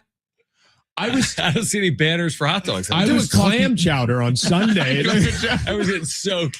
What if they did that versus who they were playing if Boston's playing? I like that. They did clam chowder. Philly, it's cheese There you steaks. go. I like that. Yeah, it's not bad. Chicago, it's pizza. Yeah, it's a little I home love cooking. That. That's good. That's great. Though I don't want your son to have to go through a lifetime. I was saying this on the air earlier of pain being a Clipper fan. So I What think do you we want him to do? I think he needs to become a Laker fan. No, that's way. It's too easy. easy to switch. Yeah, it's too easy fandom. at this point. I think if you've been in for a while, you stay in. You gotta stay. If you I don't want have him to feel pain. let me tell you where he should go. I'm gonna tell you where he should go. Kings. Tell you, he saw the Dear team God, help yesterday. us. Jump on the Thunder bandwagon. Yeah, his yeah, mom's he's already good. a It's too Thunder easy. fan. It's too Literally, easy. the mom is already a Thunder fan. No. What do you guys got going up on the show today? We have a busy show. Annie Very busy. Halpern will join us from the UT. She just wrote about Randy Vasquez. Great article. Really good article. So she'll join us at 5 p.m. Jaden Denigal, San Diego State starting quarterback, Okay. back for year 2. Will join us at 5:30. Ryan Harrington, managing editor of Golf Digest, will join us because there's a big golf tournament this There's weekend. something. It's called the Masters. That's right. Sliwa, it's called the Masters. I do have my clubs. I genuinely have my clubs sitting in the trunk for about a solid year and a half or so. Why? I don't know, but they're there. Are you So, mature? Are you good? Like, what would you shoot at that's Augusta? a right very now? With the aggressive. wind, what would you shoot at Augusta? What's like where are we? What You did said you shoot, with the 70, wind. You said with the 72? wind. So like what Scotty type numbers or what mile per hour is the winds? Because that will tell you. That will kind you of got a fluctuate my rangefinder. score. You got on the cart. You got yeah. Well, like Rory was 5 under, so would you be like 4 under? Yeah. I would be like 887 over. Over, yeah. Yeah. Me too. That's Rory up at the top of the Masters He is. leaderboard right now. He That is. was my Something to pick watch. yesterday. It was. Forget that. Shit. Don't you forget that. You picked Literally, him. they picked Rory. Wow. Sanders, But that was based Really- off. That really went out on a limb there, picking I was the going reigning to champ. say it's based off of nothing. right. I got to get out of here. I've Yeah, been do it. talking for too much today. All right, so stay tuned. Schaefer and Sliwa, I'll be listening. I'll be back tomorrow with Fletch at 12 o'clock. See everybody tomorrow.